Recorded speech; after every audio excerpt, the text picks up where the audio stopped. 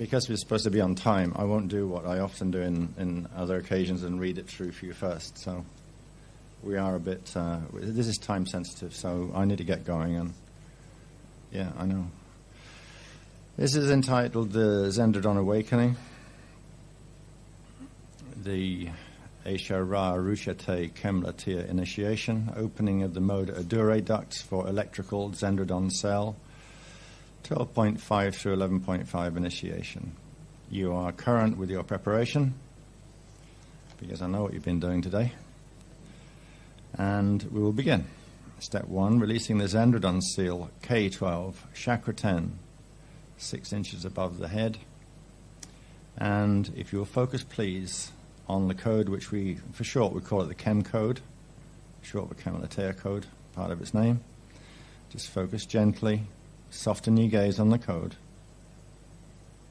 Okay, just take 3 gentle, long, deep breaths while you're gazing at the code.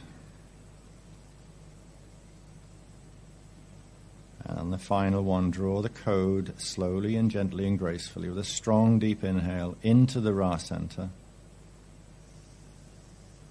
I suggest you bring it in through the pineal and move it down to the Ra center from there on a 48-petal lotus inhale.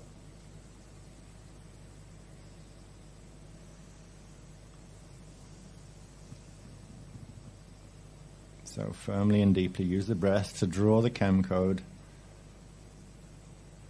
on the inhale from the Ra up to the pineal.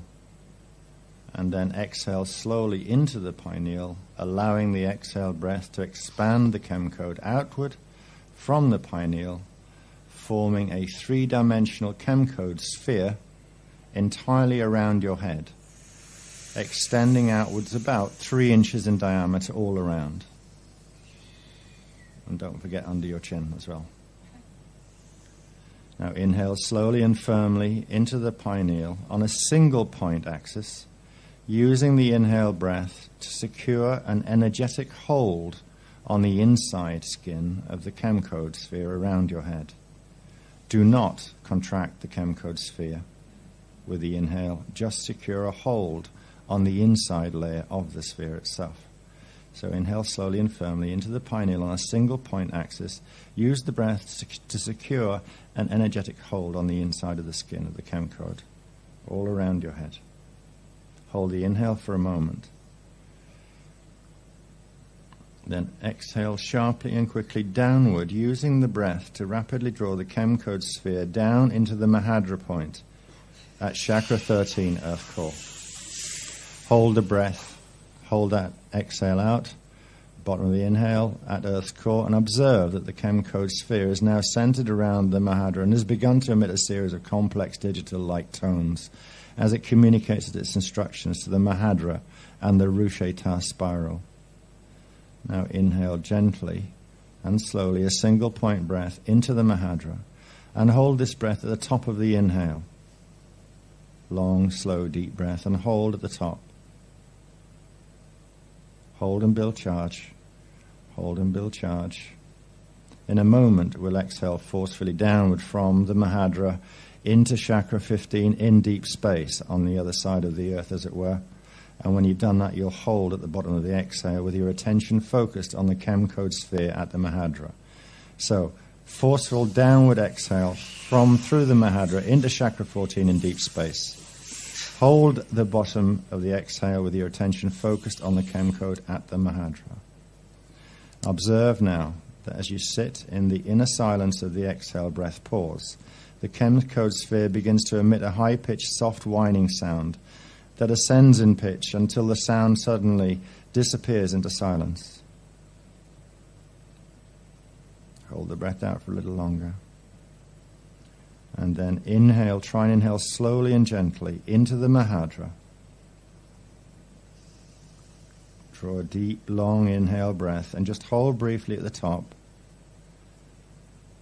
In a second, we'll exhale a fast, sharp, 2-point horizontal exhale breath out of the Mahadra on a left-right axis. That's left-right of your body. And notice that as you exhale, the Chem code sphere launches upward like a rocket, shooting straight up the central vertical column and into chakra 10, 6 inches above your head. Sharp exhale, yep. Rocket up.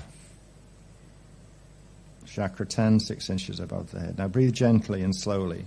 48 petal lotus breaths from the Ra center. And observe the chem code sphere at chakra 10. Just relax, breathe. 48 points nicely and easily from the Ra.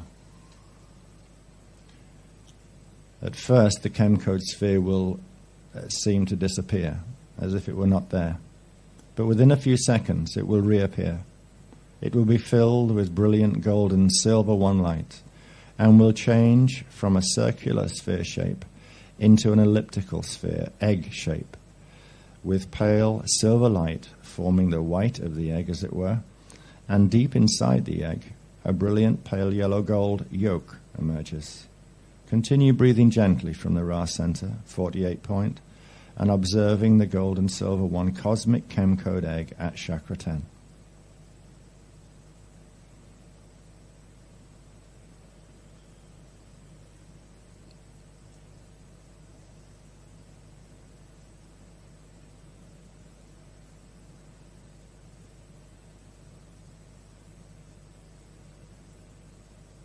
Now continue to hold your mental attention on the center of the egg yolk, and in a moment you will give the mental command, silently in your mind, Zendra, rise. Zendradon, awaken. When you're ready, give the silent mental command, Zendra, rise. Zendradon, awaken. And then observe as the pale aquamarine spark appears at the center of the chem code egg yolk.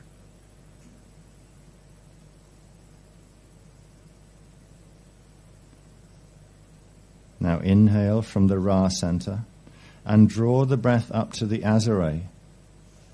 Completely inhale into the Azure, a full, deep, lung-filling breath, and hold that breath at the Azure for a moment.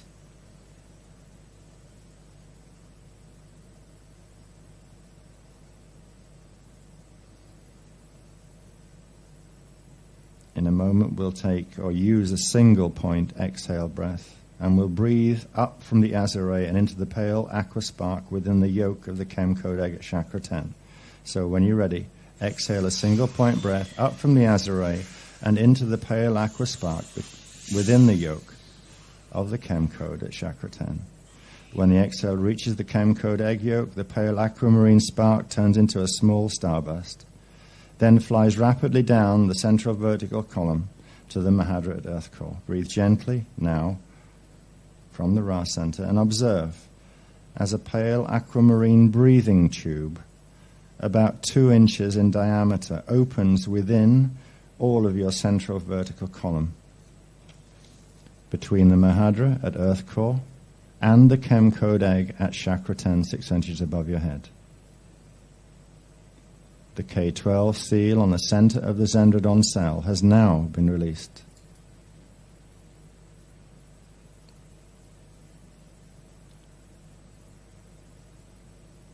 Slowly return your breathing to normal. And whilst you do that, observe that the chem code egg and aquamarine zendradon breathing tube remain with you and active from this moment forth. As you go through the next few hours, imagine that you can feel and see the beautiful spiraling pale silver gold violet current from the zendradon moving gently downwards through the 2-inch pale aquamarine breathing tube. You are now prepared for the zendradon activation cycle. Before commencement, at least 6 hours of stabilization must occur before we can proceed further.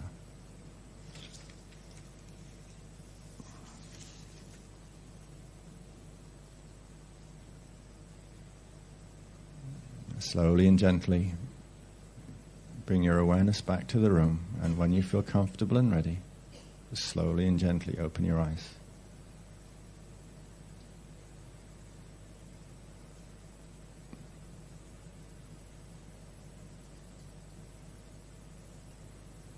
And although I think everything is as it should be, my personal inclination and suggestion would be to very briefly stand up and stretch gently and slowly, but just stretch your body.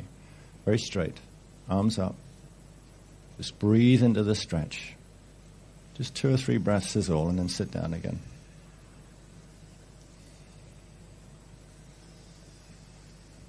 Keep your attention on the breathing tube if you can, the aquamarine breathing tube.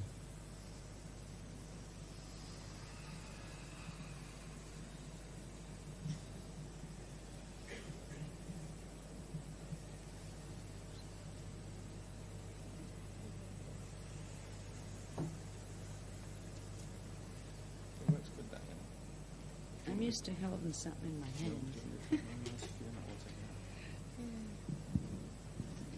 Sit all the way over there. We both sit on this. Okay.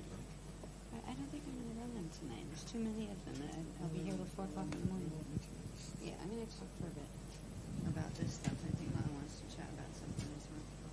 I don't know what. Nobody's hanging out there. I was going to go over here. I have to go over there. Okay.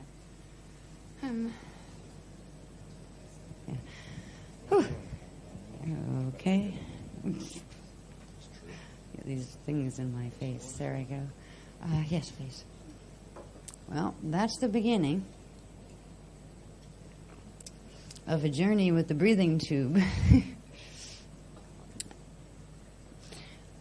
That was given to us right before we came down. That was the last thing. In fact, that's what we were doing right before we came down. Ma had given us that technique.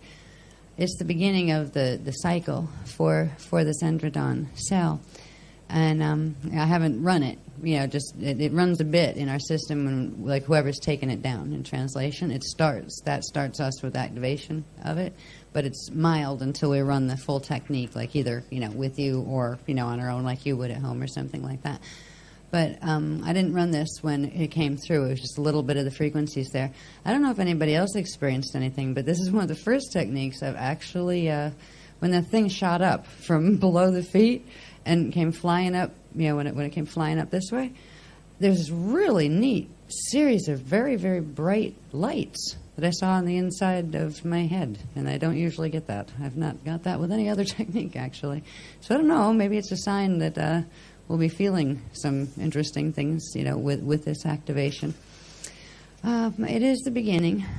Now, for tonight, because the graph set that I'm preparing is basically meant to be done in a long sequence, because it takes you real fast through some introductory stuff to go right into. It's almost like we're revisiting Kathara 2-3 to touch on the stuff that wasn't filled in because we didn't have the graphs ready. And these are the missing pieces. These are the pieces that will help make sense of the other things that were introduced in Belize, where you'll be able to understand where the things like the breathing tube and the pillar of power fit in with this thing called the crystal body. You'll also be able to get much better idea of what the crystal body looks like, what its structure looks like, what its pieces are. So you know what you're walking around within, and you know what we're activating.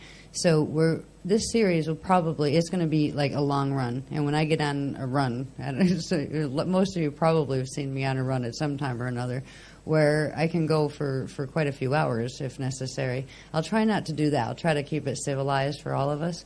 Right now, I personally wouldn't want to try to do that because I'm sitting down because I've been getting dizzy for the last few hours just from exhaustion. And it's from doing this because we've been doing this for 3 weeks before the workshop. In fact, we had the workshop before this in Belize, and then right before that we had California.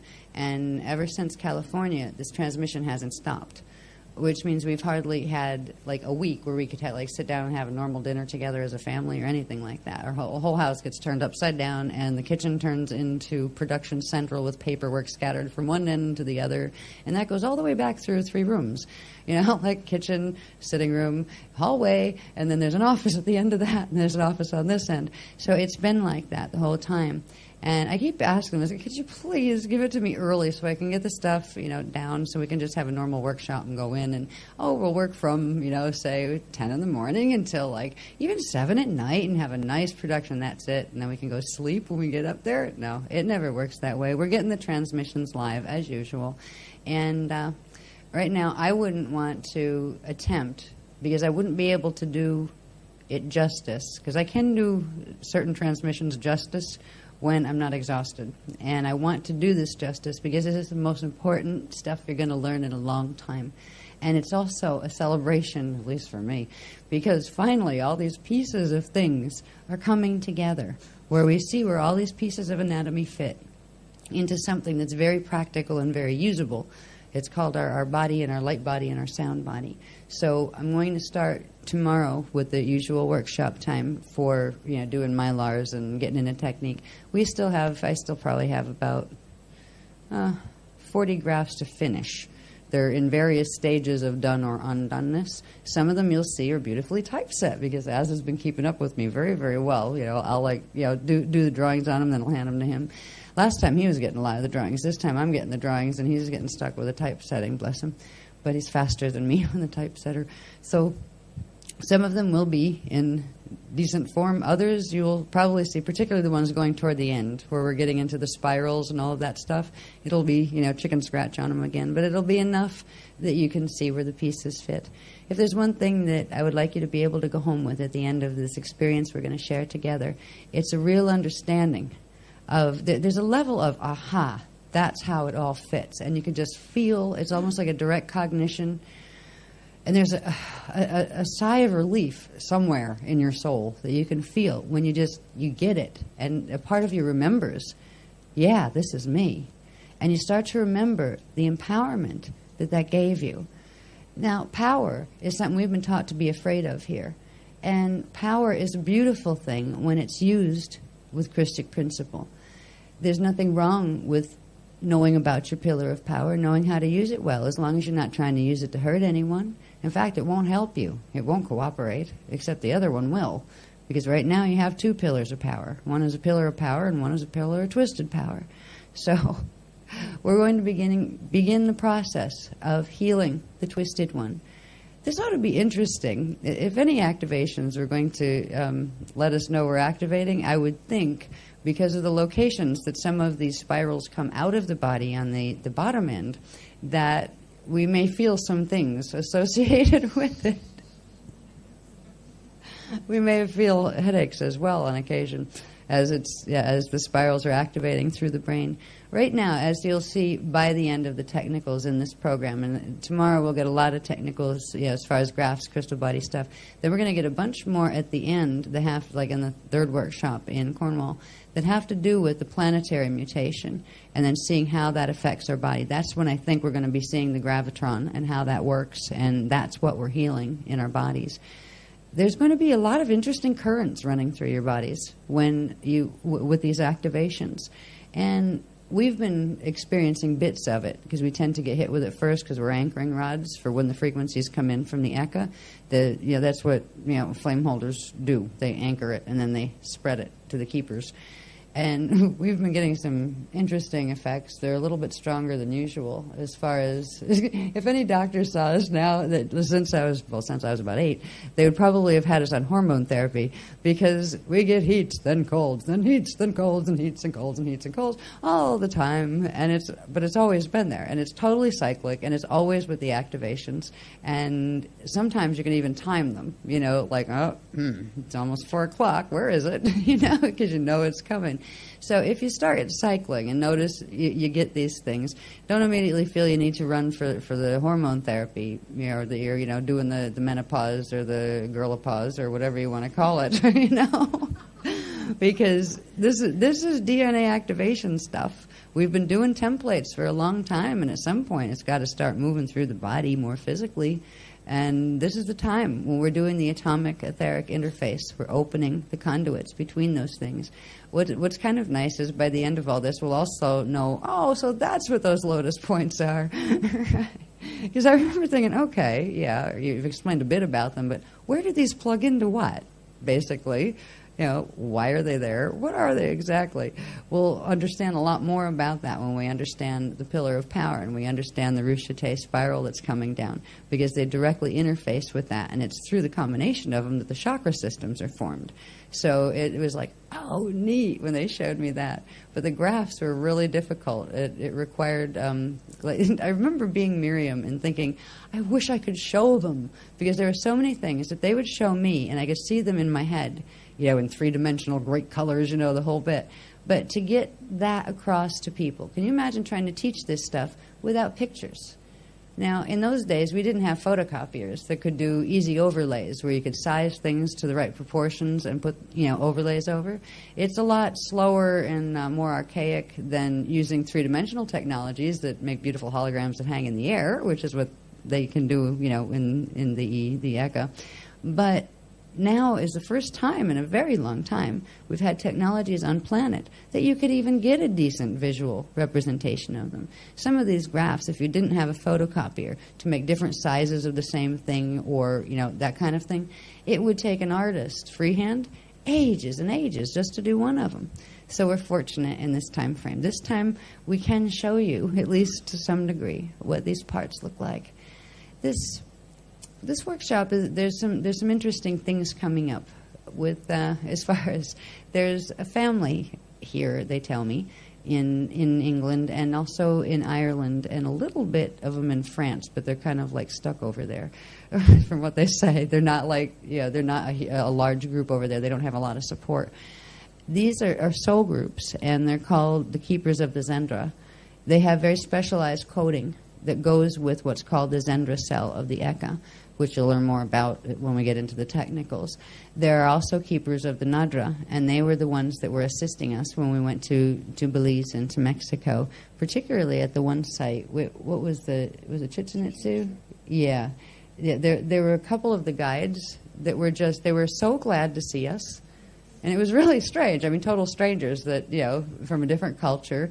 And here come this, group of wacky Americans and Europeans, treading on their pyramids and that kind of stuff. But they were glad to see us. And it was because they were told somebody was coming. And it was to help them.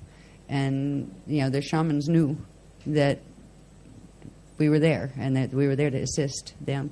So these were part of the people that were the families of the keepers of the Nadra. Here we have the keepers of the Zendra. In India we have keepers of the Kethra. So they're the ones, they haven't told us where the Ethras are. I think they're scattered, actually. I think they're in several different places. But right now, the work that we do here, part of it is to... Fiji? Okay. Yeah, that feels right. The work that we're doing here is multiple purpose, which we'll get into more once we get through the crystal body stuff and understand how it works in our body. Then the last workshop's about how that applies to the planetary body, which gets into neat stuff like the Greenwich Meridian and the atomic clock and all of that twisted stuff. But we'll be setting the codes that begin the awakening cycle. Yeah, it depends on what you agree to come for, because a lot of us stay asleep and run as little frequency as possible until it's needed. Because A, you can burn your body out fast. B, you glow like a light bulb in the astral, and it's not exactly good camouflage. So it tends to be that the higher the coding, the longer the wait. Because if you shine too bright too fast, they take you out quick. And, the other side, there's like astral posses that, check stuff out like that. And the ones that are the keepers of the radon cell connections, which would be the zendradon cell, has its Zendra equivalent in the Eka levels. And these are not like little tiny cells in your body. These are like big cells that universes live inside of, all right? So like universes are cells inside of one of these cells. These are massive orbs of light, Akasha-shaped orbs of light. And this is the beginning of understanding the monad. And the monad is about the core seeding. When we talk about seed atoms being put in, all right, what are seed atoms? Where do they come from? Where are these flames anyway? This is all monadic studies. And we're going to be getting into this information as we move through crystal body into pillar of power into the cells, into the radon cells. We're going to start to understand more about monad. And there are beings in the universes in the Veka that are the keepers of the frequencies of very specific cells, photolight cells, from the Eka and from the parallel Eka. And they have abilities, once they're activated, to run levels of current that people that don't have that particular contract, that didn't come in and carry the crystals that go with that, and they're crystals that are literally embedded in your shield, but they also manifest in the blood. They can run massive amounts of frequency. The purpose of these groups is to keep the potential for resetting the Rushate fully, if that need be, here. So it can be done. And this is the beginning of waking them up, because they are needed and they're being called in on the contracts that they had agreed to do. And they have their own missions. We don't tell them their missions, just like they don't tell us ours. But some of you may very well be part of some of those groups. And just because you're here, when you've heard about this, that doesn't necessarily mean you're a keeper of the Zendra. You might be a keeper of the Kethra, that you didn't happen to be born in India, so you're over here, but you're still carrying the codes for there. So it's more of a feel thing, kind of feel out, you know, if you feel a resonance with any of these. The more we talk about the photocells, the more you see some pictures, drawings of how they, you know, what they are, where they are. You'll get more of a feel for the cells themselves, and it'll give you a better idea of what you resonate with. Even if you don't have a direct keeper of one of the radon cells coding, you'll still have partial coding and go with one of them more than any of the others. And it simply means that whatever your contract is, you assist and work with the groups that are, you know, the Don, let's call them the Don groups, you know, the Nadradon, Gethradon, the Don groups. So we're all connected to this, and we're all connected in some way or another, whatever we're here to do, to the Rushate reset capacity. It is literally bringing back the ability for atoms to reverse mutate and start to take the structure they're supposed to have. Right now you have things like, I believe protons, for instance, I think they have, what do they have, I think they have 6 quarks altogether. It's like how many quarks that form a proton, how many, you know, quarks form a neutron, you know, those kind of things. Quarks are sparks. They're the manifest face of what we call spark currents that are generated by Partakai phasing, but not just Partakai phasing. Partakai phase and make sparks of a certain kind. Those sparks phase and make sparks of a step-down kind. So there's a whole step-down process. Sparks become spark pulse currents, where if you have lots of sparks being made, they start to accrete, and they interact electromagnetically with what's around them and between them, and they begin a flow. So you have think of particle wave currents, because they do form waves, but they are particles sometimes, and sometimes they are waves, and they can transmute between both. So we're dealing with particle wave science here when we're talking about it, but in a scope that science on Earth right now hasn't really played with. Science doesn't know we have a crystal body. Science doesn't, they're starting to realize there's something under there, but they don't know what it is or what to call it. That sticky tape that I told you about, the invisible sticky tape that makes atoms and things stick together, that makes quarks come together in certain ways and stick together to make protons and neutrons and those kind of things. So all of this, we're getting right to the heart now of the atomic structure. And this is also where, probably when we get into the planetary level of understanding the pillar of power and what has happened to it here, there's such a sorrow that when I got the diagram through that showed the gravitron vortex system, which is a twisted artificial vortex system that ties knots in the natural Rushate currents, a part of me just wanted to cry, not for myself, but for the Earth. It was like, it was just such a horrible thing to do to something precious. You know, there was just, and I don't know if that was just like a me thing, but I have a feeling that you might run into that space where you start to feel the Earth and this compassion for the planet, and also realizing that, ooh, that's what's got me twisted up inside too, because we have gravitron vortices inside of us. Interestingly, they manufacture atomic structure that is not organic. They manufacture things that are science labels, I believe, as gravitons and gluons, that are not natural structures, and they interact with other elements, other elementary particles, and they create substances that aren't intended to be in divine right order. They are substances that suck energy rather than flow with and harmonize with the energies around them.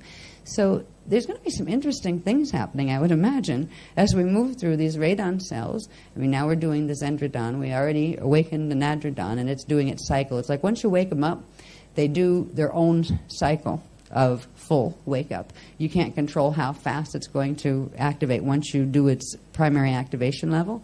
It'll cycle in your body according to what your whole crystal body is structured as. So you're self-directed in that sense, but not ego-directed from down here. But there's a phasing, a cycling with these cells that's going to start as soon as we start. Like right now, some of you may get rushes tonight. Some of you may not feel something until 2 weeks after you get back from the workshop. It all depends on what's right for your body at a given time.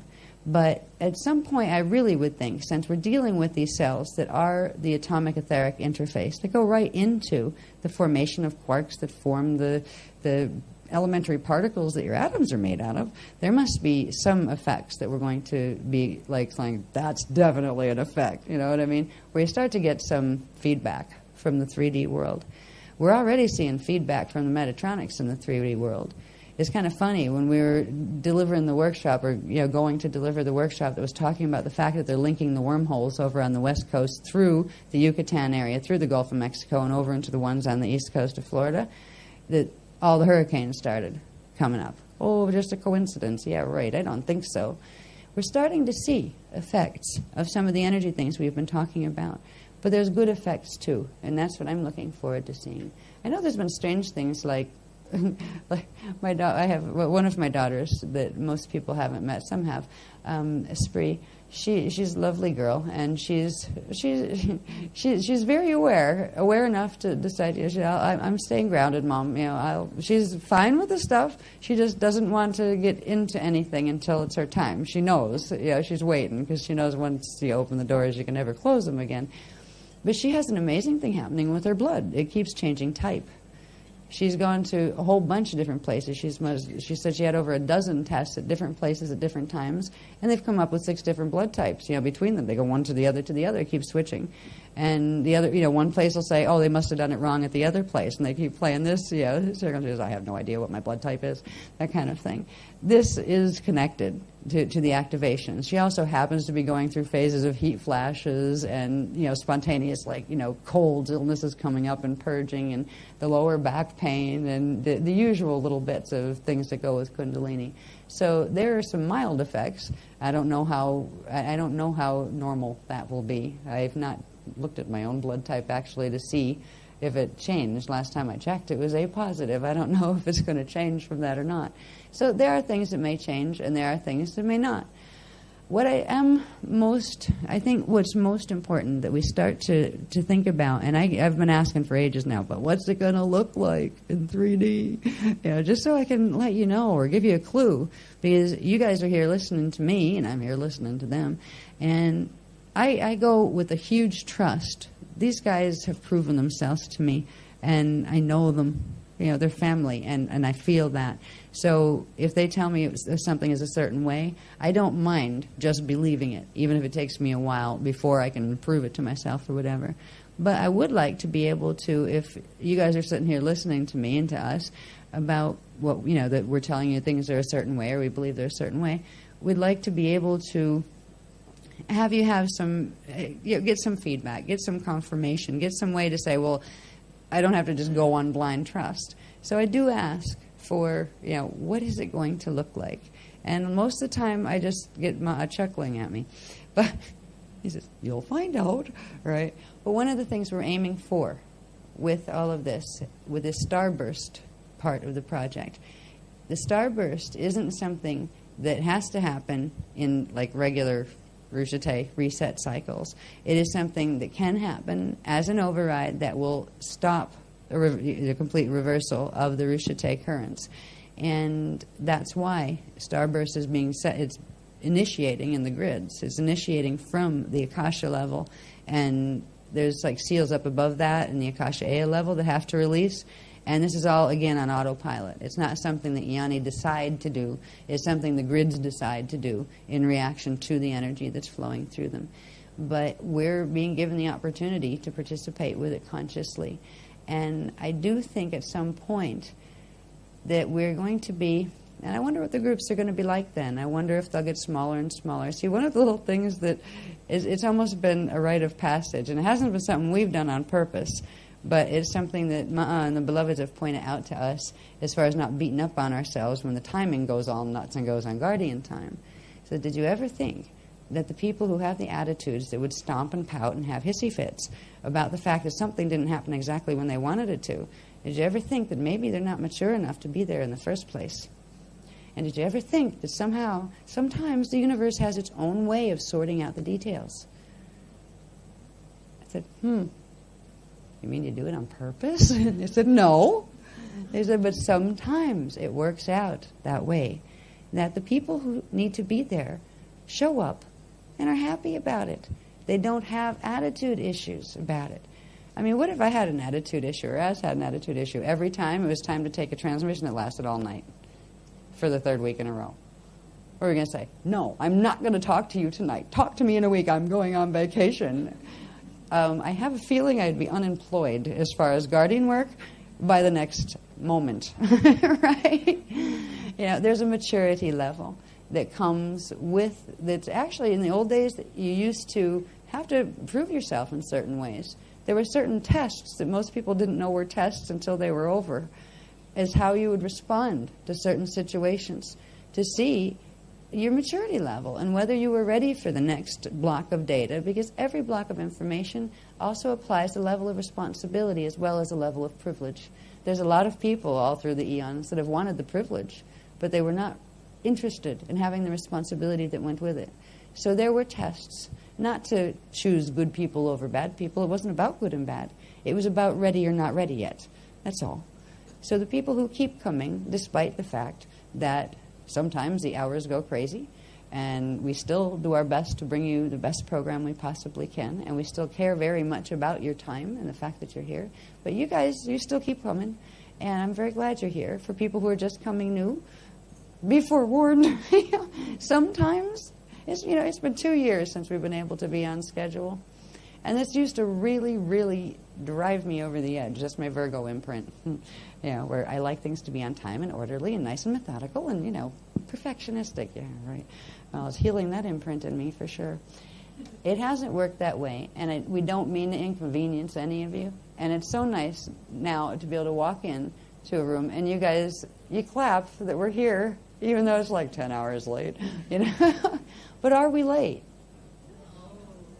Or were we just aiming too early before?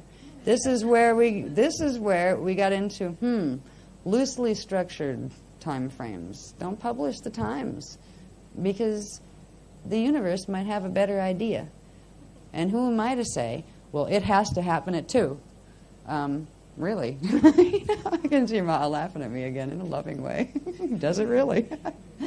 2 years from now, perhaps. Right? No. Yeah. So anyway, there's a lot to cover tomorrow. We have a lot more to do tonight as far as getting the graphs ready. But a part of me is determined, because I really feel that there's a particular sequence in these graphs that brings it a bit flat off the page into 3D, where it's something that I can't even put words onto, but there's a direct cognition that comes, and I felt it when certain graphs came together in a certain order, in a certain sequence, even if it was just the pieces. Or bang, something opened up. I got it. I got something, and I could feel it. It was just oh yeah. And you could feel this part of source, or this part of something, and I want so much to be able to, for you to be able to experience that. And I know which graphs. I remember looking at them all and thinking, what 3 did that? What 3 out of these 30 were sitting next to each other when the bang happened? And these are pictures without words, right? First come the pictures, and sometimes you get 6 pictures and you find out they all end up on 1 page. This is how it comes. But there is something in these, if they're sequenced and properly, there's a linking sequence to them in frequency, that they do stuff. You get the 3D knowledge, and that like opens holes in the Shona fields that are surrounding our mental bodies here. But there's something else that the information talks to each other from one graph to the next, and it talks to your cells. And then there's these little pops of spontaneous direct cognition that come. And you know how you can like listen to this stuff and go, oh, I just lost all of it. I have no idea what we started talking about an hour ago because I just got totally burned out and don't remember any of it. Well, you can go right past that phase, and you might go back into that phase, but something in you opens long enough to hold the whole ball, where it's not just a linear line of facts anymore. All of a sudden, it's a knowing. And that knowing is precious. And then it shuts off again, and you go, I know I knew that. Where'd it go? It's still in there. Once you've got it, it will come back again. You know, so what I'm trying to do, what we're trying to do, that's why we're still working so hard. The theory and the pictures are a huge part of anchoring the frequencies. That's why we do this, and that's why they insist that when transmission time is here, if we have to be, like rescheduled timings and stuff, we'll then do it. What's more important, to go and give a workshop where you tell everybody what they want to hear and tell them nothing at all that's useful, or whether you show up when the universe is ready to give the information and you give it to them direct, and that's what we do. So I hope you're happy with that, and we're very happy with the fact that you're so gracious about the timing. I wish I could say that, and I promise in like 2 workshops from now it'll never happen again. Yeah, right. I wish. I keep asking just for a break. Can we do like 1? I wouldn't even ask for 2 in a row. Where we could say we're going to go from 10:30 till 6 in 3 days in a row, and we do. And then we can like have a life from 7 o'clock, go have dinner, and maybe we could go down the health club and get some exercise in. Yeah, right. So we're trying. Anyway, this is what we'd like to have. That's my fantasy. That's Oz's fantasy, too. I think yours is probably about a year's vacation from the whole bunch of it, and to be able to see the kitchen once in a while. Yeah, that's true. Yeah, but anyway, there is something about guardian service and showing up when the universe calls you. And I know that there is a training that's happening while we're all experiencing this, with us on this end being frustrated because we don't want to let a group of people be upset with us because we're not on time. We don't want them to think we don't respect them and all that kind of stuff. And we don't like people to get frustrated and how you're waiting, that kind of stuff. But there's a lesson on our part and on everybody's part. And it's really interesting if you can stick a little part of yourself on your shoulder or in your mentor space just to watch how yourself and other people handle the lesson. I mean, I constantly still go into, I'm sorry, mea culpa, mea culpa. Mea culpa. Yeah. Where, get over it already, me. I need to stop apologizing, and I realize that. Because, I'm not doing it to you. And nobody's doing it to you. It's not an it that's being done to you. It's the fact that timing in the universe works a little different than I want it now because I said so. And that's what we're taught works here, and it doesn't. So anyway, there's a lot of lessons that we're learning between the lessons that go up on the board or the things we talk about. And all of them are important. The things you come to learn that are linear and done on the logical level, they're allowing the mental body to grow enough where it can reclaim its spiritual body and its physical connection to the spiritual body. So mental body training is very important. Don't let any of those guys out there say, oh, that's just mental body stuff. Yeah, well, what you going to do without yours? Perhaps turn into a plant or something that, doesn't need those anymore. But, or maybe an android. Actually, plants have quite the intelligence. Most of them are more intelligent than we are. Did you ever talk to trees? Did you ever hear them talk back? If you hear them talk back, realize that somebody thinks you're a special person, because most trees are so fed up with humankind that they almost have made a pact. They won't talk to us anymore because we a long time ago stopped listening, and then we started abusing them, and they decided they gave up. There are a lot of species that actually do feel that way. I remember having one very arrogant tree say, "So I hear you can hear us." I thought I was losing my mind. Hello? And then an ivy plant that was hanging in my window had to literally reached over and grab my hair 3 different times in the same 10-minute period. The tree is talking to you. It is the tree. Yes, it's the tree. So the ivy tells me it's the tree. I hear, oh well, I'm over the edge anyway, so I might as well go for it. Hello, tree. You're talking to me.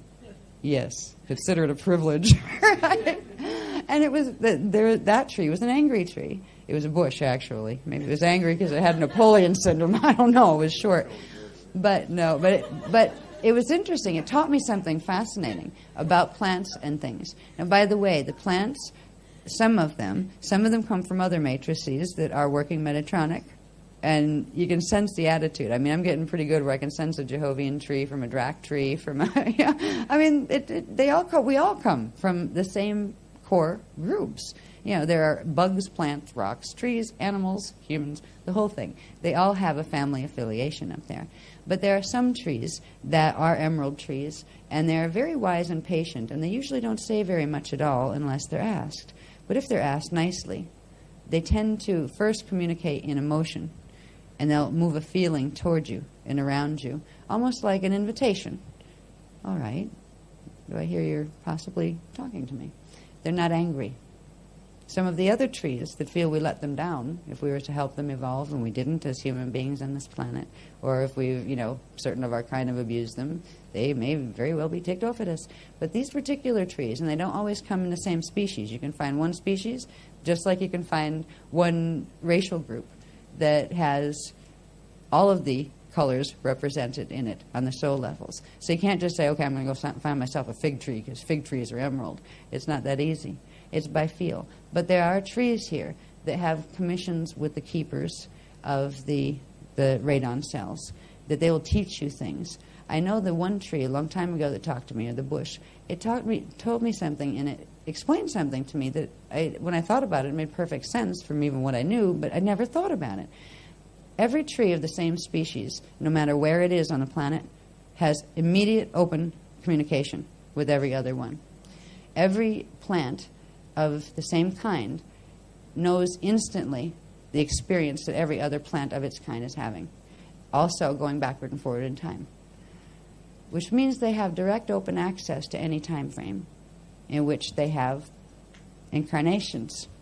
They can teach us to do the same thing. It has to do with photocells. Plants do photosynthesis. Once upon a time, so did angels. We're going there, aren't we? This is what this is about. This is news to me.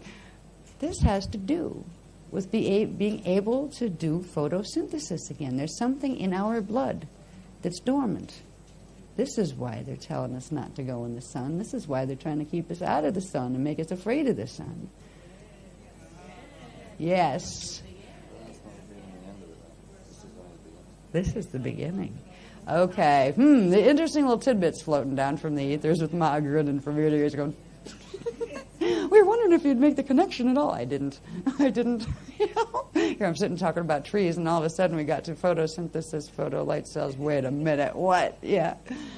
Yes. So there's a surprise here for all of us. This comes down to something in the blood, in the body fluids, that have the ability to do something similar to photosynthesis that allows them to create and generate from within themselves nutrients from the sunlight, which ought to be interesting. I'm going to put that one in file 13. I call it file 13. That's the one there that, interesting. Have no idea what that means right now, but I know it's important. So I stick it there and wait till something else accretes next to it until it finally means something, and I can either categorize it as something that, yes, that's important to keep, or no, that wasn't that important after all. This was one of the important ones. So anyway, that was a little gift from above. I'm not going to keep us here real late tonight and chat, because when I'm this tired, I could just keep going and talk about probably nothing. And it would probably be interesting, which would be scary. You know what I mean? Because I'll start going into incarnational memory, and we'll be talking about ancient Egypt and all sorts of things. Yeah, it's 11:30 now. Yeah. Yes, best to go back to work, I know. Actually, I think I'm escaping. I can sit here and chat with you, or I can go back and stare at pay-stubs again. Yeah. I do get frustrated sometimes with it, because it is grueling sometimes, bring the transmissions down. Some of the graphs, I'll point them out when they come through, the frequency on them was so high that they were making me physically sick to bring them through, where I was getting nauseous and dizzy and like my bones aching and that kind of stuff, and I could take down maybe 5 to 10 minutes, and I would have to go to sleep for 2 hours. I was literally laying down and rolled up in a blanket on the sitting room floor because I couldn't take more than 10 minutes of transmission. So some of these are not fun to bring here. The information is wonderful, but the sophistication of the data, we need to get into what spin and what way. Do you ever try to think about trying to bring information on very specific spin rates and polarities, right?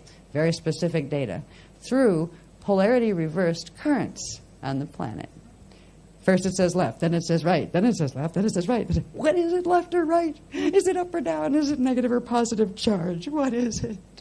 That kind of stuff. It's very, very difficult sometimes, and we won't let stuff go as this is the way it is until we know that it's correct. So it's been one of those. So hopefully you can appreciate it. I'll point out some of the graphs. And at some point, by the way, these graphs are going to end up, see, we're not going to have them done, and we're not going to go through even more trauma, because it becomes trauma attempting to do a chart pack during workshop, particularly when you're working with hotels, and particularly more than one hotel where you're moving and that kind of stuff, because people don't like to run off 70 or 100 copies of 100 pages for whoever. I don't care how many people you brought here for 2 days, we have our limitations. This information will end up, the crystal body stuff is actually going to be put in the K23 manual to finish that off, and then it's going to link in to where we get into the polarity information more directly, like with the Rishite spiral and all the stuff is affiliated with the pillar of power. We'll start Cathara 4. It's probably going to be the end of next year, 2005, before the manual for K4 comes through, because it's going to involve the Belize workshop, it's going to involve this one, it's going to involve India and Morocco and possibly one after that. So I can hardly wait to see where this is going, but looks like photosynthesis has something to do with it. Yeah.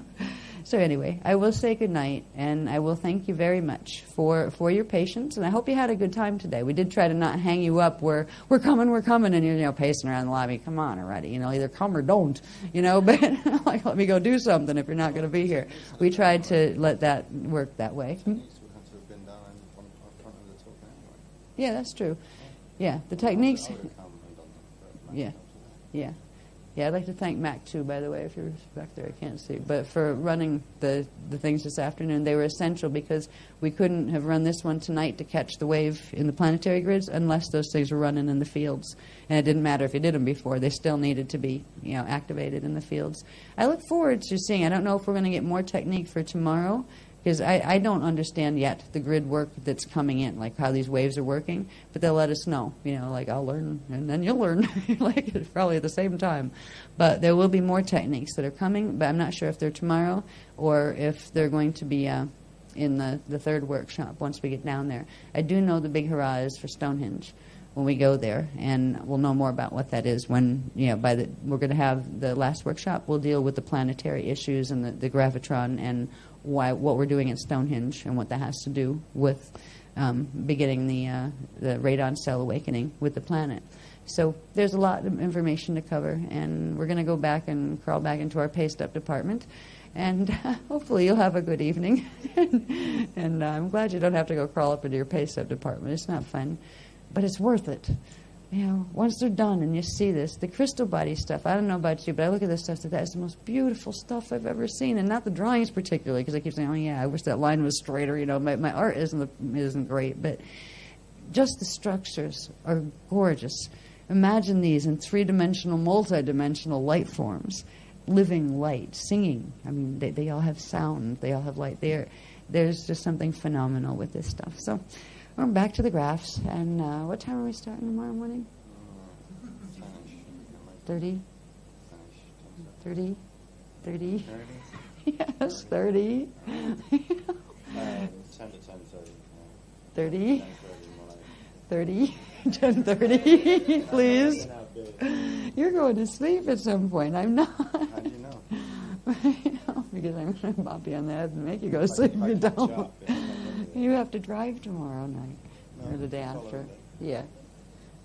So the one thing that Az does that I don't do is he drives whenever we have to go anyplace, because I still haven't learned how to drive on the other side of the road with wheels on the other side of the car. Yeah. So anyway, I'll say goodnight. I just babble when I'm this tired. I'm sorry. But it's wonderful to have you here, and thank you again for your patience. And tomorrow, it should be worth it. We'll get you into some interesting theory, and I'll see what I can find out more about that photosynthesis as soon as possible, because that's got my curiosity piqued. Good night. I don't think we're going to turn green. Blue, maybe. No. Thank you.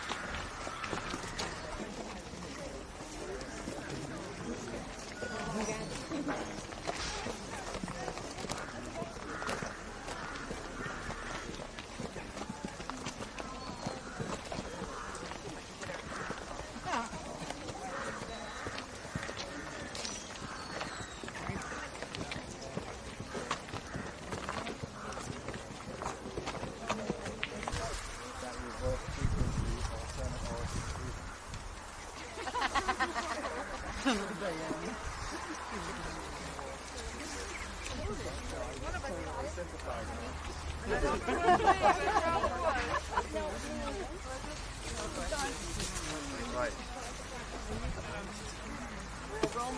I think if we do this in a business-like way, it isn't one of the small kind of pork pies or lies that are told is that everything that is significant takes a long time to do, and it really doesn't.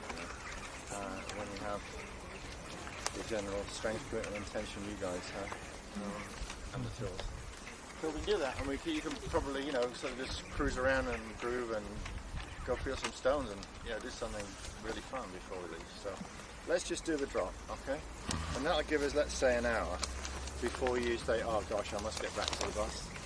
So if you can start to make a beeline to the bus at about an hour from now, just before 4 o'clock, we should be out of here just after if you can go directly to it. So, and the buses want us to guide them in because the drivers are a bit concerned about access and drop-off points and where they hold the coaches until we get back on later. So, alrighty, so I think that we'll just do the Maharada together again, and then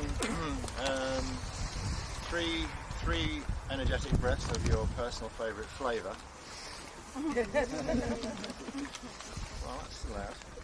And then a concentrated and collective, I hope, transmission. So one final big breath in, and we'll just drive them down. All right? One of those gentle pile driver breaths, very Azurite thing. All right. Do a little 1, 2, 3. 1, 2, 3. Maharata kumbai vecta sonowil. Evo kayo nibli umbai vectai. Mahabai vectai unure urnamur. Isteum te isa traja hehera. Vetate umma ashelum ta eja inta doe. Shaddai Ure Akum Tan.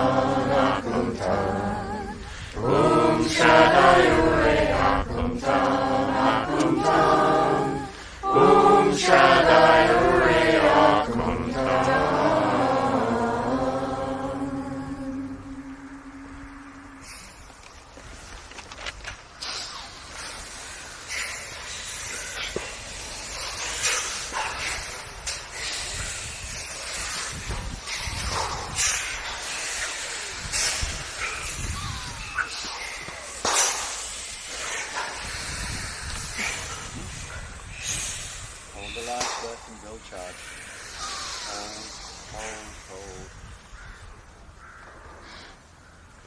Hold.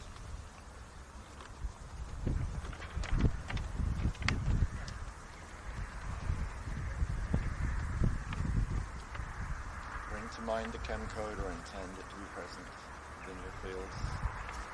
And exhale forcefully down to earth core.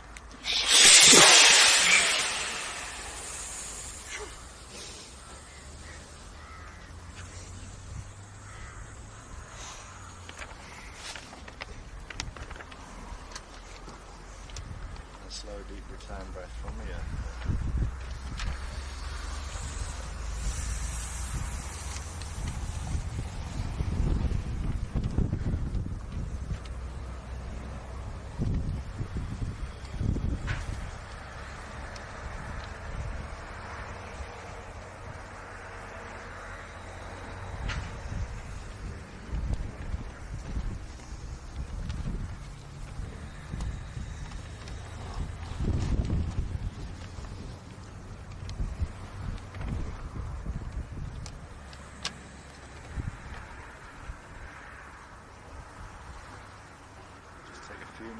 Slow, deep breaths. There's a pillar of power and a breathing tube in line.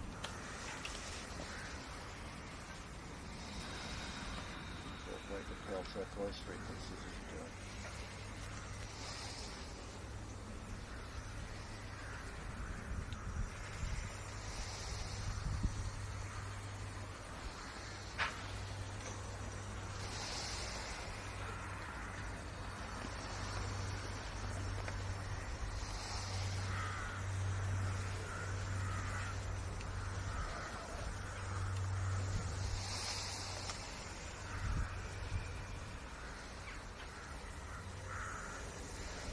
Three rounds of the Om Shaddai.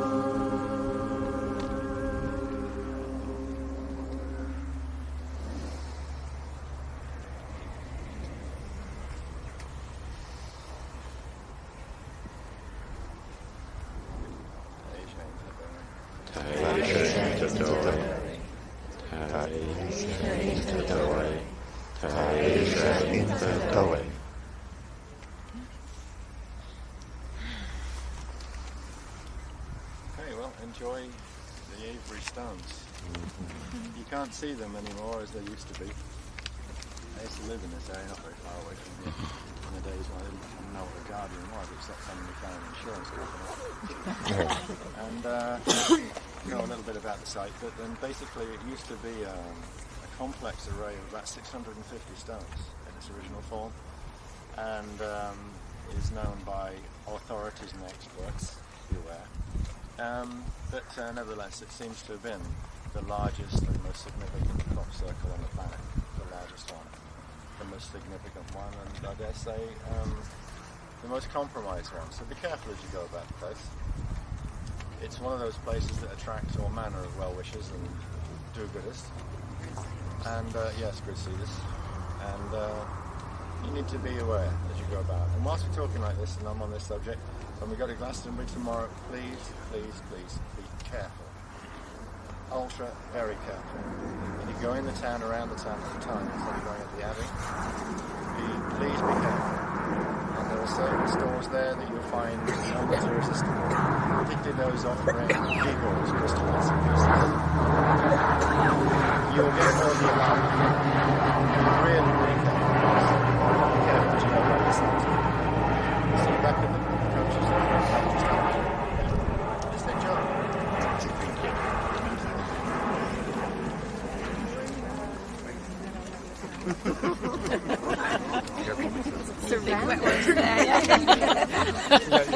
Nice to meet you. Yeah. Is that your voice?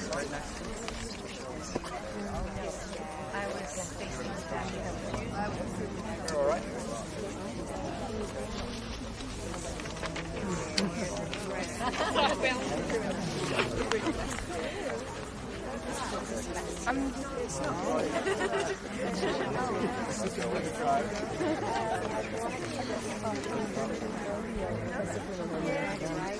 Oh, yeah. Well, I don't. No, these are very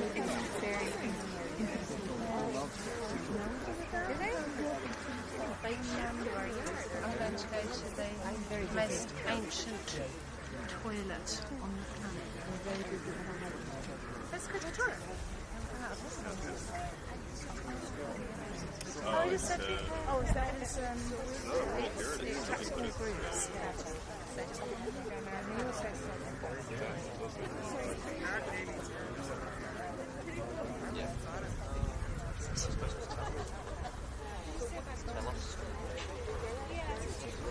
all groups.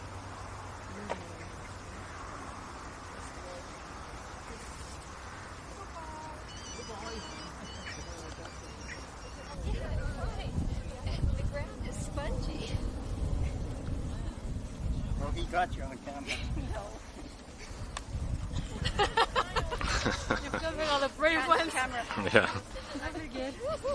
Style. A little bench part? Yeah. Oh, that's cool. There was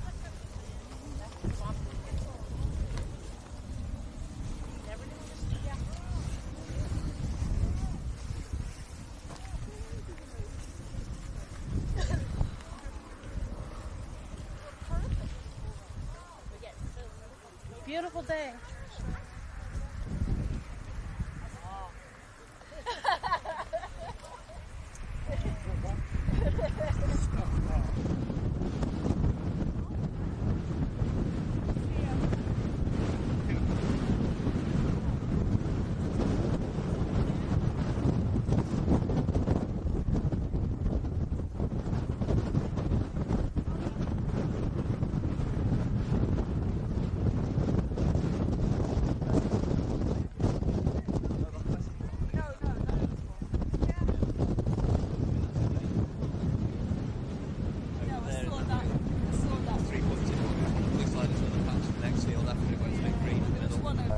We need to do again for this day, so presumably you can all remember.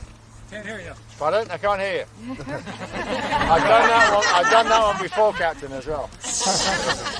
I said the way that you arrange yourselves on the visit to St. Margaret's is the way that in a minute you'll stand again the way you did.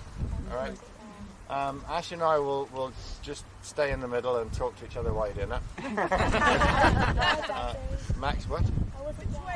No, there was I, so you have to ask somebody else. Yeah, we weren't there. You I don't know. I haven't brought a shovel and I can't dig a hole now. So what we'll do is we'll stand you in the circle with all the other people running in. So don't worry. Having got you in that position.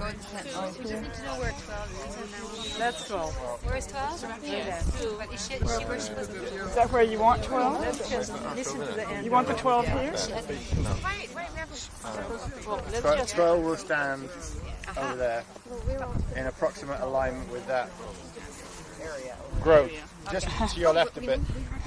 Susie. To your right now because you've got your back to me, darling. Now to your left because you've got your front to me. Yeah, you got it, you got it. Wonderful. Just stay like that. Okay. Arc of energy coming off. Come on.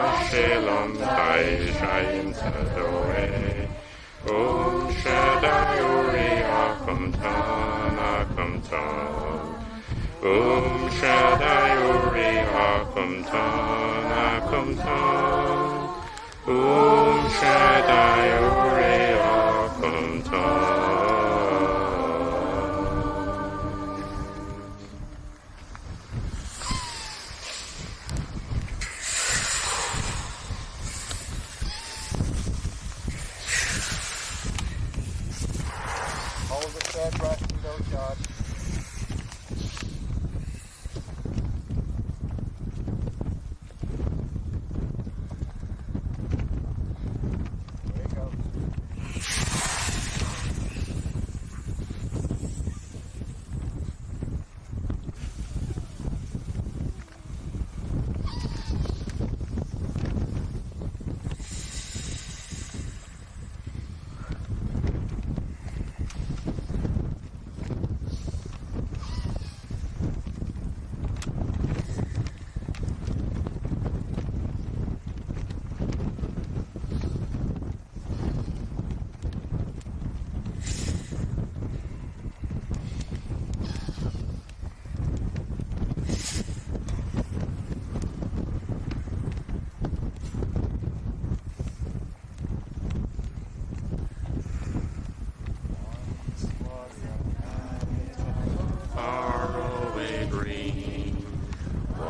was a night when the candle fire burned. Once was a night when the nightingales sang. Once on this night worlds were born. Once on a day when the sun shone its brightest. Once on a day when the breezes rose high. Once on a day when the rivers flowed with sorrow. Once on this day worlds were gone. But today, in this moment, in the heat of the fire, the long aching dream of life returned from the pyre. Oh, come near, new life reborn. Come, come, rise from the waters. Come, come, rise from the sea. Reach forth, heart of the lion ringing out from the ancient lands of destiny. Once were a peoples pure and of innocence. Once were a peoples loving and free. Once were a peoples alive with eternal light. Once were a peoples that I'll lay in victory. Once came a wind dark and cold from the lowly places. Once came a spawn of the dark fallen sun. Once when the rays of the demons were suffering, when stricken the high were done. But today, in this moment, in the warmth of the sun, rise the long hidden peoples of the gold and silver one. Oh, come near, Haile reborn. Come, come, rise from the dreamlands. Come, come, rise from memory. Reach forth, children of El Haile. Camelot awaits thee where the golden portals call. Now in a dream all the worlds that had gone away. Now in a dream walking forth to the dawn. Here in this dream reaching forth to the universe and call to the port of our home. Come, come, open the doorways. Come, come, let us be free. Here now we give of our love to thee, the homeland so long for, sacred Camelot.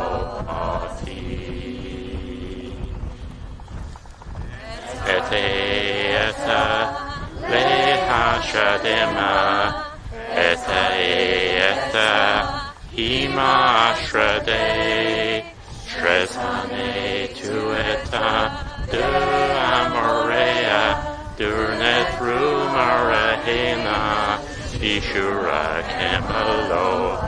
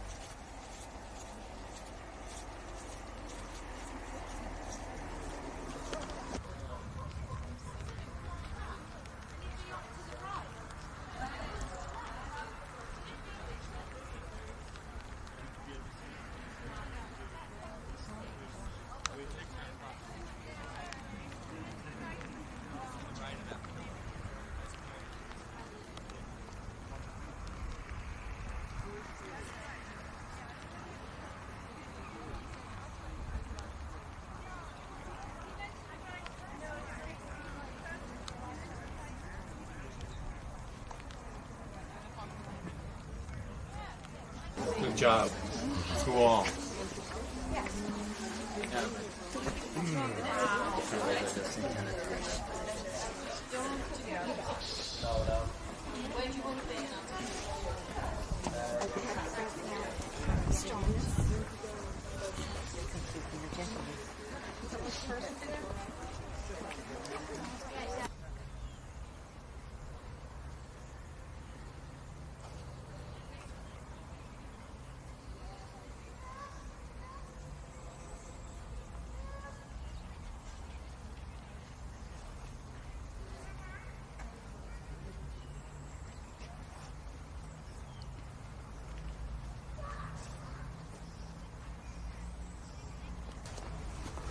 All right. Hello. Hello, everybody.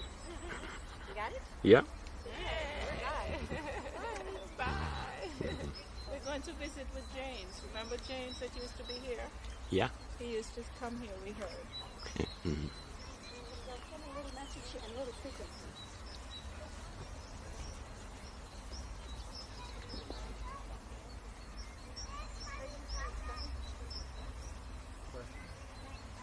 Signs over on the other side.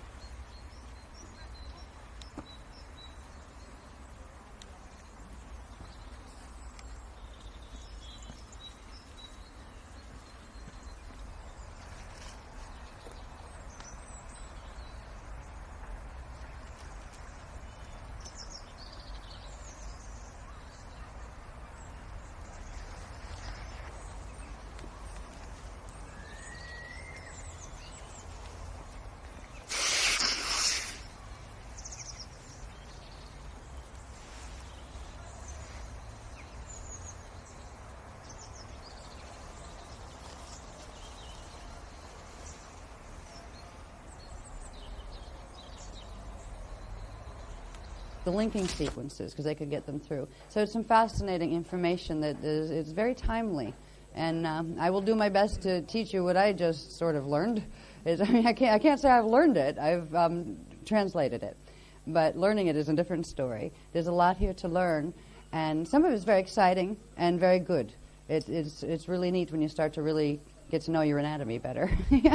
But there are some things that are going down on the planet that is the reason why that we're getting, again, back into these strange workshops where God knows when the workshop's going to happen, but it does, because it's on security clearance. This time it wasn't security clearance. This time it was they couldn't get it into the grids because they have to wait.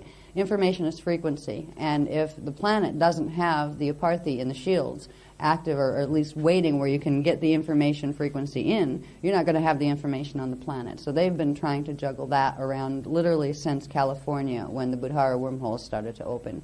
And there's going to be, toward the end, more on that. But we're going to get into the good stuff first. And the good stuff is the fun stuff, the stuff that has to do with the solutions as opposed to the problems. But I think we're on some big times now. This is like, they didn't tell me that was a potential when I was coming down here to do this job this time. So it's good, but we're being asked to do a very, very special roundtable type thing at Stonehenge, and also a different type of thing at St. Michael's Mount. But there's a very big reason behind it this time, and we'll get into that. But there's a lot of technicals you need to understand, at least a little bit, to be able to understand the significance of what we're doing and how this time it's going to be a hit or miss. And if it misses, I wonder what plan F is. Because I think we're on plan E at this point. We started with A, which was it all works out peacefully and there's no worried and all that stuff. But it has to do with starburst. And I'm learning or being taught what starburst means. And most of the graphs that took so much time during the night were explaining what starburst is, at least in a rudimentary fashion that we can grasp it a little bit. So we can possibly say, oh, that's a big one, isn't it? So there's more going to be coming through as well. There's going to be techniques, something they're going to give live at the end of tonight, tonight's going to go probably till about midnight. And we also have some extra workshop time, thanks to Darlene and whoever else helped to organize it, but for Saturday morning. So we have grid work tomorrow. We'll go late tonight, and then we're doing grid work tomorrow, the St. Michael's Mountain, I believe, Land's End. And then Saturday in the morning, and I think this is going to kill me. I might as well just stay up Friday night. It's going to be from probably, I heard it was about 8 o'clock in the morning until 12 or 12:30 is where we can get the space. Okay, so we're going to do it there, just so you have the time, and there will be more information given by then. We're going to be doing the chakra work, like once we understand where chakras come from, right? Because this is part of what the fun stuff is that we'll learn about. When we learn about the Rishite spiral, we're going to learn about how that creates what we call the chakra system in the body. And there are some very special ways you can use the chakras in order to turn your crystal body back on quick. And that's basically, in a nutshell, what we're going to be taught how to do. It has to do with something called double arc breathing. There are a set of lotus arcs that are very big ones, that are the lota level ones, that run through the eka and the lotum from Partakai side and ours in Partakam side. There's a sequence of turning on not only your density level ones, but the big ones, where they phase with the other lotus arc sets. This creates a fascinating phenomena. When the graphs started coming through on this, I was like, oh, neat. What was that again? Did you say pulsar plasma wave? What? Yeah. So there's some neat. I looked at it and said, oh, this is really, really cool. They're going to teach us how to do something quite phenomenal with our fields. That's very natural. But it hasn't happened here in ages. It used to be the natural way. You just continually regenerated sparks in your system. But it's also the way to rapid healing and rapid getting your fields stable if your planetary fields aren't going to be. And we're seeing a little bit of the instability from the Budhara actions that they've been doing with linking the wormholes with this crazy weather that's going up. I mean, it's literally going right up the path to the wormholes on the East Coast up by Florida. And they said this is the beginning of seeing phenomena like that. It's not from our grid work. It's from what the Metatronics are doing. And there's a response in the grids to that. It's not something that Iani do or the Adonai do. It's something that the planetary grids will do under certain circumstances, just like Hitharo was something the planetary grids initiated because it's like a self-sustaining system.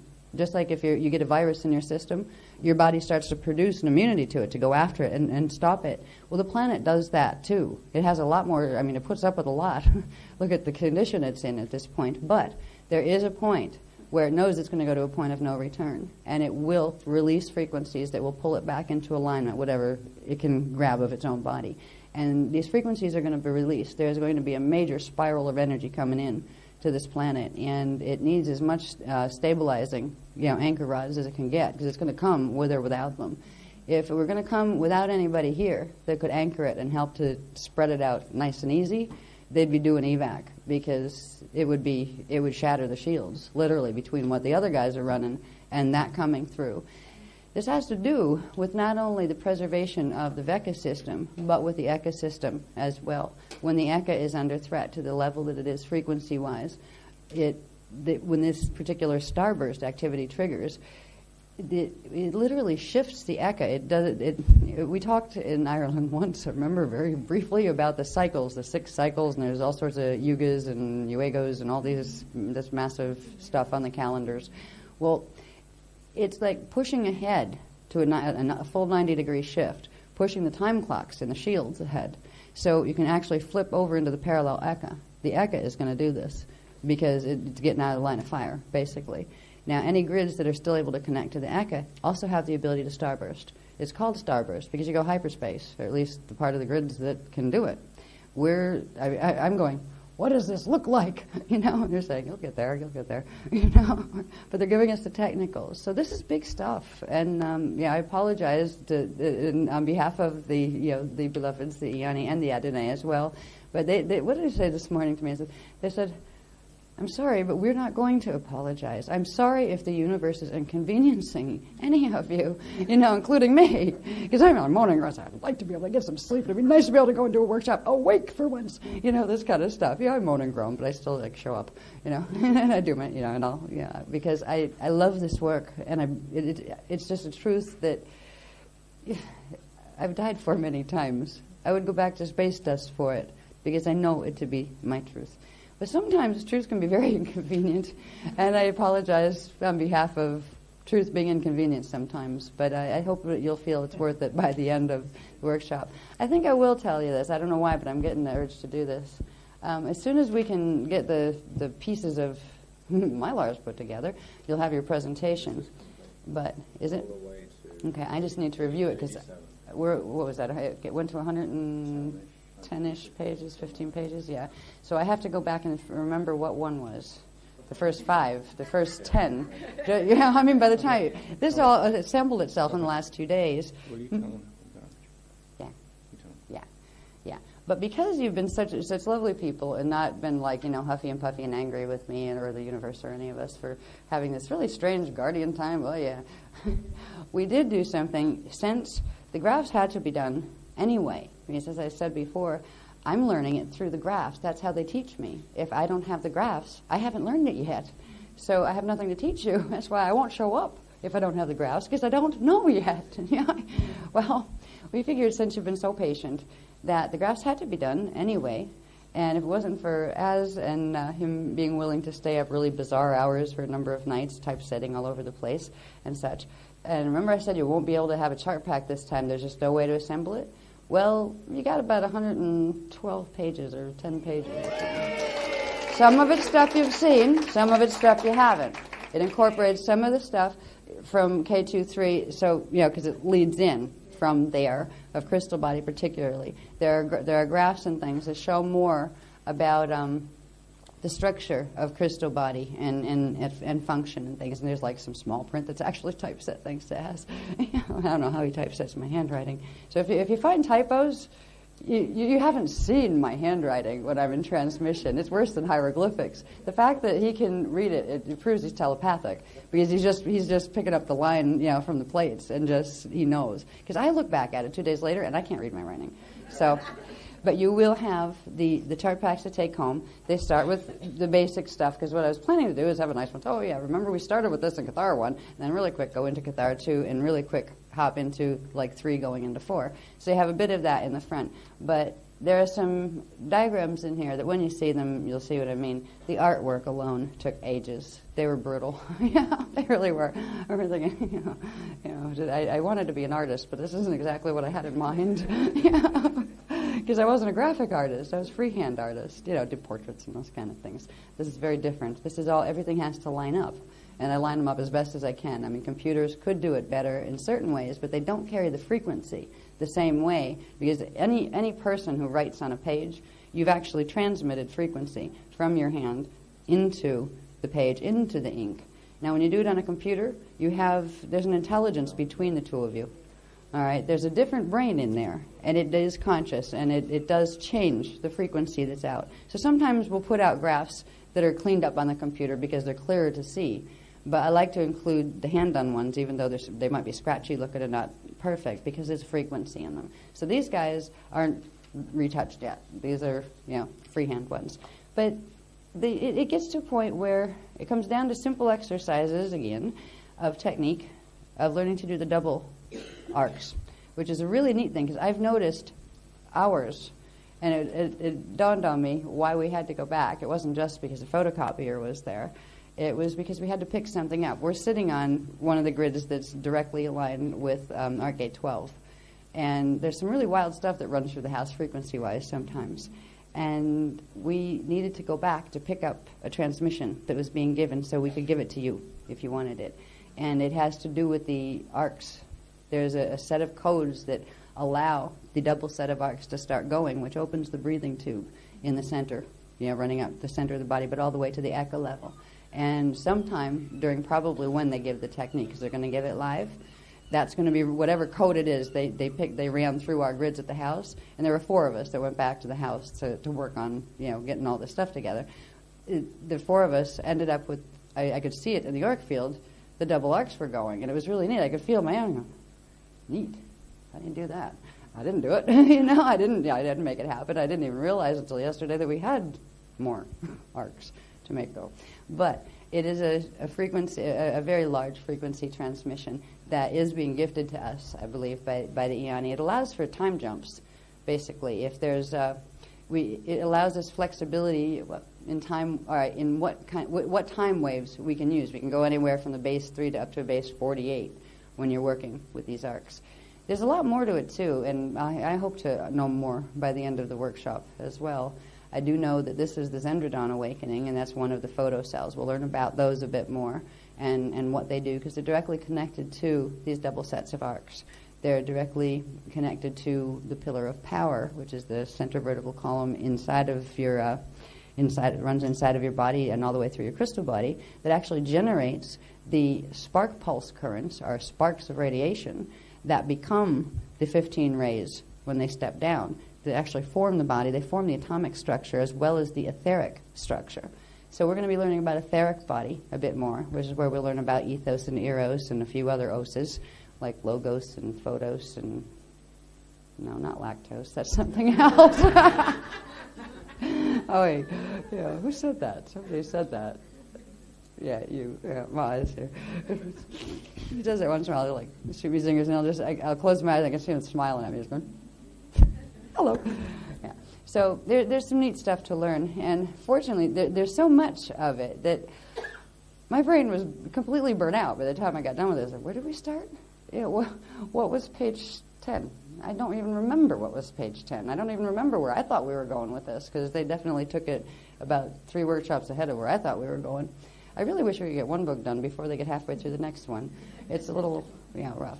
But you will learn a lot and quickly, and because there might not have been a chance, some of this will appear in the K23 manual, which is almost ready for letting go for anybody who is going to purchase that package, because we decided to put the workshops together, Phoenix and California, and a bit also of Belize is going in there on Crystal Body. And that will be available, but it may be the end of 2005 before some of this other stuff is available as a package that can be bought on the product list, which means you'll learn a bit about the chakras and where they're located and what they do and stuff, but you won't have anything except your own brain to remember it, right? And I figured, just in case, I would like to have, you'd be able to have those graphs, and they said, good idea, because there may be grid problems, and if there's grid problems, they may not be able to, I don't know what they mean by may not be able to get the information to us easily at another time. So it is going to be given to you in paper form, so you do have something to read and look at.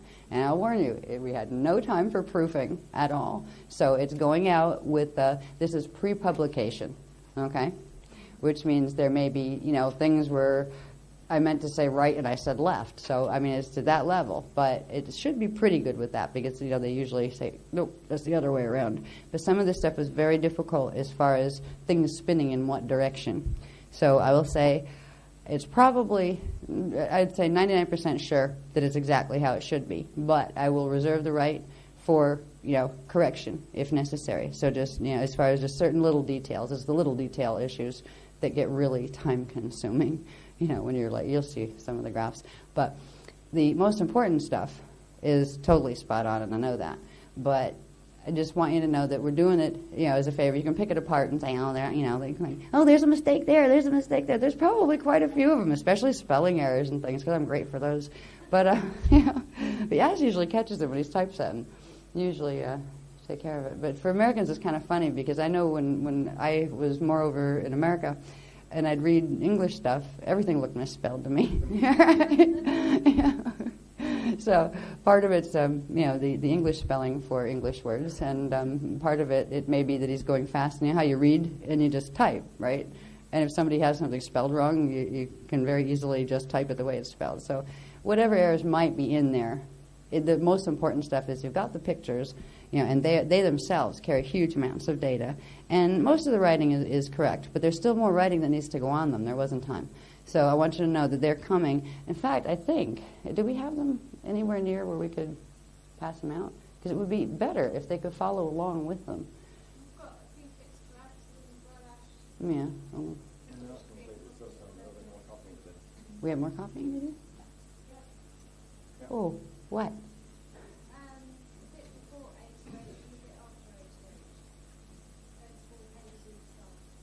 Oh, they didn't get done right now, so I thought they did. Okay. Well, as soon as we can get them ready. Anyway, I thought it might be easier for you to follow along where you have the small print. They can have there's a lot of the front end there. Yeah. Just need a couple of able-bodied volunteers to go and carry a box. Yeah, they can slot the stuff in the front. I mean, two females. Are you sure it won't turn into chaos? There's several things that need to be slotted in different areas. I get mind boggled when I try to. There are 4 piles and I forget which one's first. Little boys. Come on, little boys with muscles. Okay, as long as the page numbers are on and it's 1 packet per person, it should be foolproof. That's good, because once we get into, for the earlier stuff, it won't be that hard, but when we get into the more difficult things, I think it'll be helpful to you to be able to follow along a little bit, like on something on your lap, where you might not be able to read the small type up here, and you'll have it there, if you want something.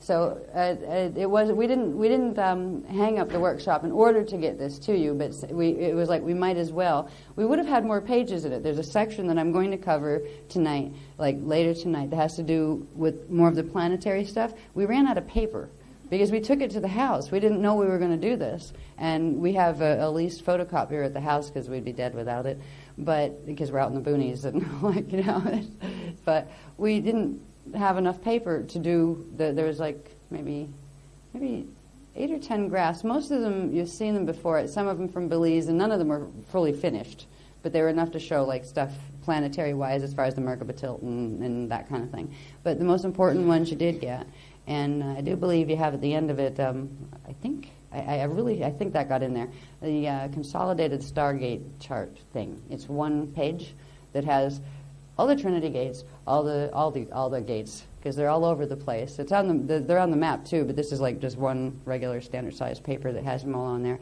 And there was another one that was really useful. There's another one that got left at home because there's a whole section on time waves that I think that's going to be a whole workshop unto itself, because there's 25 already different diagrams. They're in halfway stages of completion. So I wasn't going to try to even bring those in. It would have just, I think, confused matters. And there's a consolidated time chart, just like the consolidated gate chart and that kind of thing. Most importantly, there's a chart that consolidates the information we've been given on when Rouchet pillars are activating, activation dates and that kind of stuff, where they're located. That was been driving me bananas, because there's so many things you have to keep track of where they're located. You can't find any of them. That's how it is in our house, because you have it someplace, but you have piles of paper like this high from every workshop you come back from. You never get time to integrate them. But finally, we have all that information, including the starburst dates for each pillar on 1 chart. So I think they're going to be some of the most valuable things because they're easy at-a-glance charts. So you'll have the information. And there are going to be times when there's going to be wacky stuff flying in the grids. And it doesn't hurt to know when, and it doesn't hurt to know where the gates are. Because if ever there is, you get a little tap on the inner shoulder, and if it ever happened, they would do it in a way personally that you would know what it meant, but you would be guided someplace if there was going to be a shield pull. It's only happened a couple of times on this planet where they've pulled the indigo and human shield if they could, and it doesn't always work. One was the fall of Brennaway. One was partially, they tried it in the Iani massacre, and as by the name of that noted point in history, it didn't work real well. Yeah. Because we got massacred. So we don't foresee that taking place. At least I don't think we foresee anything like that taking place. But I will say the fact that they're giving us this level of data this fast, convenient or not, implies that they're concerned about us, that they want us to be ready for something in case certain events happen. And what this is getting us ready for is, if in the event that it was necessary to pull the indigo and the human shields out because they weren't able to hold the grids here anymore, it would enable us to do that quickly. The starburst thing that your crystal body is capable of doing, if it is activated gently before the fact, and an event takes place where starburst frequencies start to run and let loose, your body will process them naturally, where they would hurt other people's bodies. All right. So we're being prepared that in the event that the planetary grids don't hold, if there was an evac, we would be able to do it. But they're not saying, we're coming home, guys, mission's up. No, shucks. No. Yeah. No, they're not saying that. And I'm only joking. It's not shucks. We've been in this for a long time, and we're not going to let go now. But there's a lot happening on the planet with the frequencies that are coming through. It's not a joke when the Rishite spiral is resetting. And we'll find out what that means more toward the end, because there's a bunch of crystal body stuff that we need to understand a bit about before we can take that even further down into the core of the crystal body, which is the pillar of power. And at the core of that is the Rishite spiral. And at the core of that, you have photo light cells, photo flame cells of the Eka. And there's a whole bunch of monadic stuff that I've got to struggle my way through because I'm still learning the monadic stuff. It gets very confusing when you're translating, because there's a million different types of units of radiation that interact with each other and create different types of sparks, and some spin this way, some spin that way, and they all create different parts of the anatomy that interacts with, in different ways. Now, it's fine if you're just going to describe it that way, but if you're actually going to put it down and publish it, like, we're translating the records here, you have to make sure you got those spins in the right directions. What did that have? That was 33 1/3. That was 11 2/3. That was 21 2/3. It's enough to make you nuts, actually. I'm really saying, please send somebody that's been trained in this level in, because I really hate this stuff. It's like, you passed the course when you were in school, but please don't make me teach it, because you really didn't like it. Like if you didn't like history, for example, and all of a sudden somebody says, now you got to go teach history. It's like, oh, yuck. I did what I had to learn. Yeah, this is hard, because I'll get graphs through, and they'll flip back and forth. And I'll have to sit there, I'll play with them, and I'll look at it. Something about that doesn't feel right. So I'll put that one aside for a while, and then go to another one, and then come back to that one. Do I know yet? I have to wait for the pieces to come down, and they'll come down reversed, then they'll come down the other way, and you look at the two, and you go, which way is it? Does it go that way, or does it go this way? Does it go up? Does it go down? Which way is it? And it took a while to get some of these. But we do find out where flame body is, where the radius lines are, where the natus lines are, and useful things like that. And at the end of it all, what's nice is you can recode all of this stuff to be able to receive starburst from your own crystal body by using symbols on the chakras in specific ways, and by using the double arc sets. So it comes down again, lots of theory, enough to boggle your mind, but the techniques are not hard. Some techniques are long. I don't know if these are going to be long or short. I don't know if they're going to be a one-time only one and then you go into an easier one or what. But I do know this is to prepare bodies for planet doing starburst, because the grids are going to starburst. And a starburst doesn't happen all at once, like a big bang.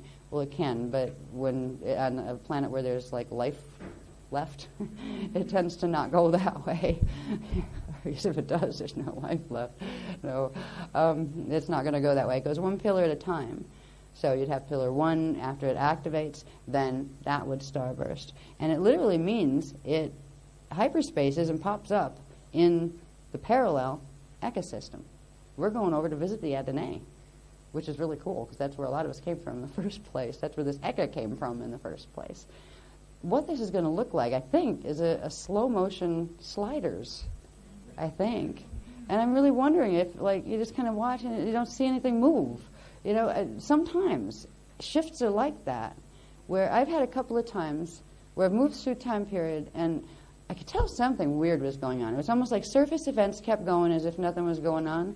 There was some really strange undercurrents of things, almost like it felt like you were being stretched and morphed inside and really weird stuff. And then all of a sudden you're boing back into shape again, and it all stabilized. And they taught me a long time ago that time shifts can look like that, feel like that, where your consciousness kind of slides, and the insides of you, all of your energy parts, are actually doing all sorts of reconfiguration to the new time wave, but you're maintaining a stability level in the outer hologram.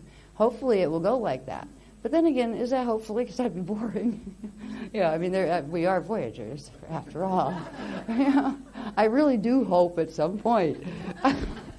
This is no fantasy of mine. I've done it before, and ages ago we've been able to take groups through.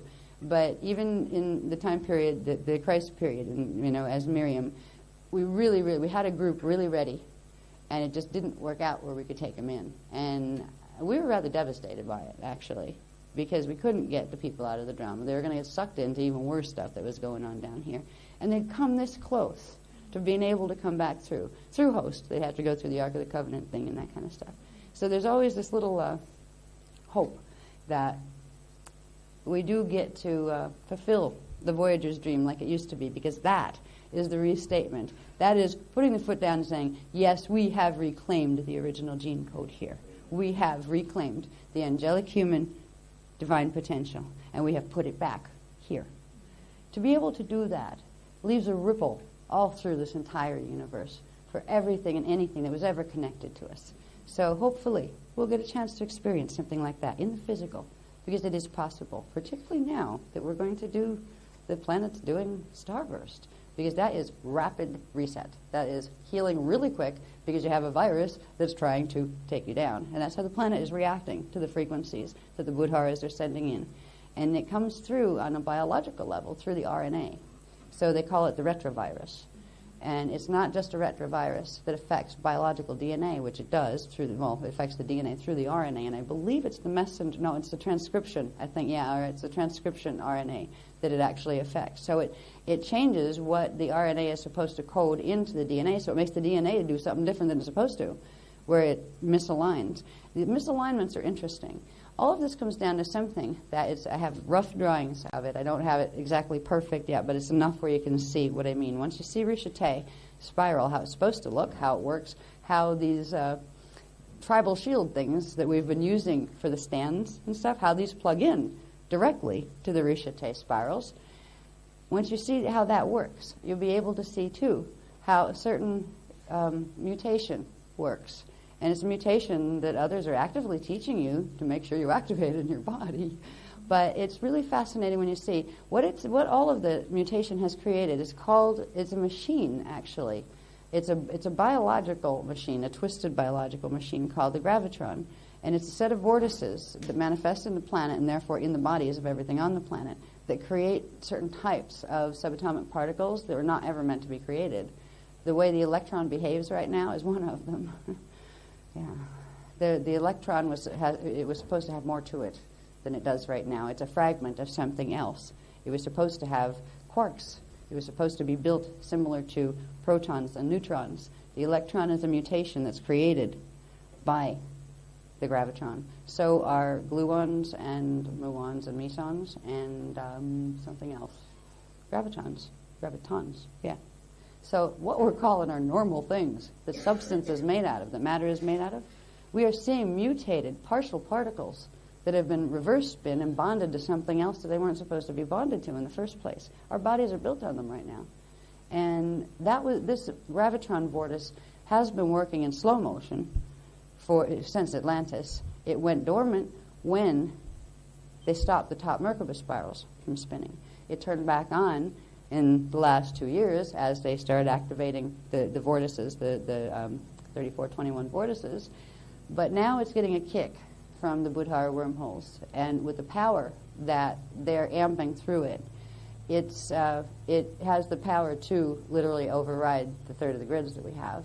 And that's why the planet and the Eka itself is responding with resetting the entire pillar. It's going to move right through the mutation and anchor into the natural shield to anything that has any of the natural shield left. So it's something bigger we're going into, because the spiral that I talk about that runs through the body is also precisely the pattern of the spiral of the DNA. And where the mutation is, that we'll be able to see how it works in terms of spiral in the body. It also shows you a bit of what's happening in the DNA. And it means that with this spiral, well, now that we're working with this pillar of power spiral, we're going right in to the DNA program itself. So it ought to be fascinating to see I mean, we've been getting, but we get them so often because we've been activating rapidly. Every time we have grid work that has to be done, there goes another zap, I mean, with the heat flashes, the whole bit, it's like, permanent hormone therapy needed, but this is taking it to a whole new level of biology. So what I want to do is I want to go out for the 5 minutes that I was going to do 20 minutes ago, and sequence these just to make sure to retouch base with where I started, because I think I'll probably, you guys know enough where I don't have to go through the. We did this in Cathar 1, because you know this stuff, most of you, I think. Yeah, and, I mean, because I think this is supposed to be a master's workshop. You never know, though, because I'll say, well, everybody knows the Cathar grid, right? And once in a while I'll say, I don't know. So, how did that person get here? You're supposed to have 3 different courses before you came, But people do come. And I try to accommodate everybody. We do our best. But this one, I think we're going to start. I'll probably start about 15 pages in. Okay, so I'm going to take that. I'm going to take a 5 just so I can sequence these and then come back. Then we're going to get into it.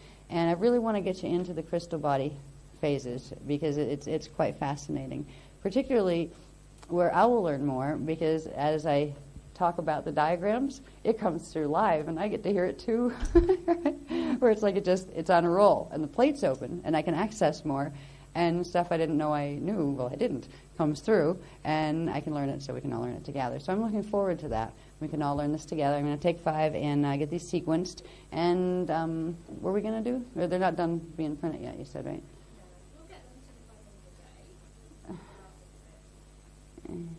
That late? Okay. Which is? All right. Yeah, that's well. Why can't they get those parts later? Yeah, that's what she said. It's only 4. Yeah, so they can get the rest now. That's all right. They got that already. They've got it. You've got it already. Great. That was quick. Yeah, it's okay. Oh, good. The end bit. Yeah, that's okay. We're all square. That's okay. Great. Great. So actually, you can start peeking, which is fun. Good. So I'm going to go and sequence these, and then we can start to play with graphs. Oh boy. That's what you want. Part of me is so tired of graphs right now. I could scream. This is the. All I did was turn it on.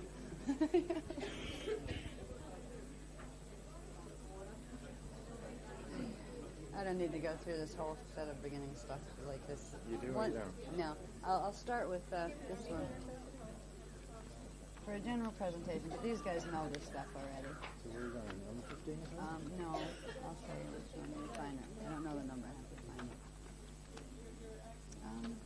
I think I'll start there. With this one. Wait.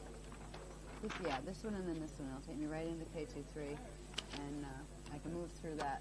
I want to make a visual linking sequence and then go right into the crystal body stuff.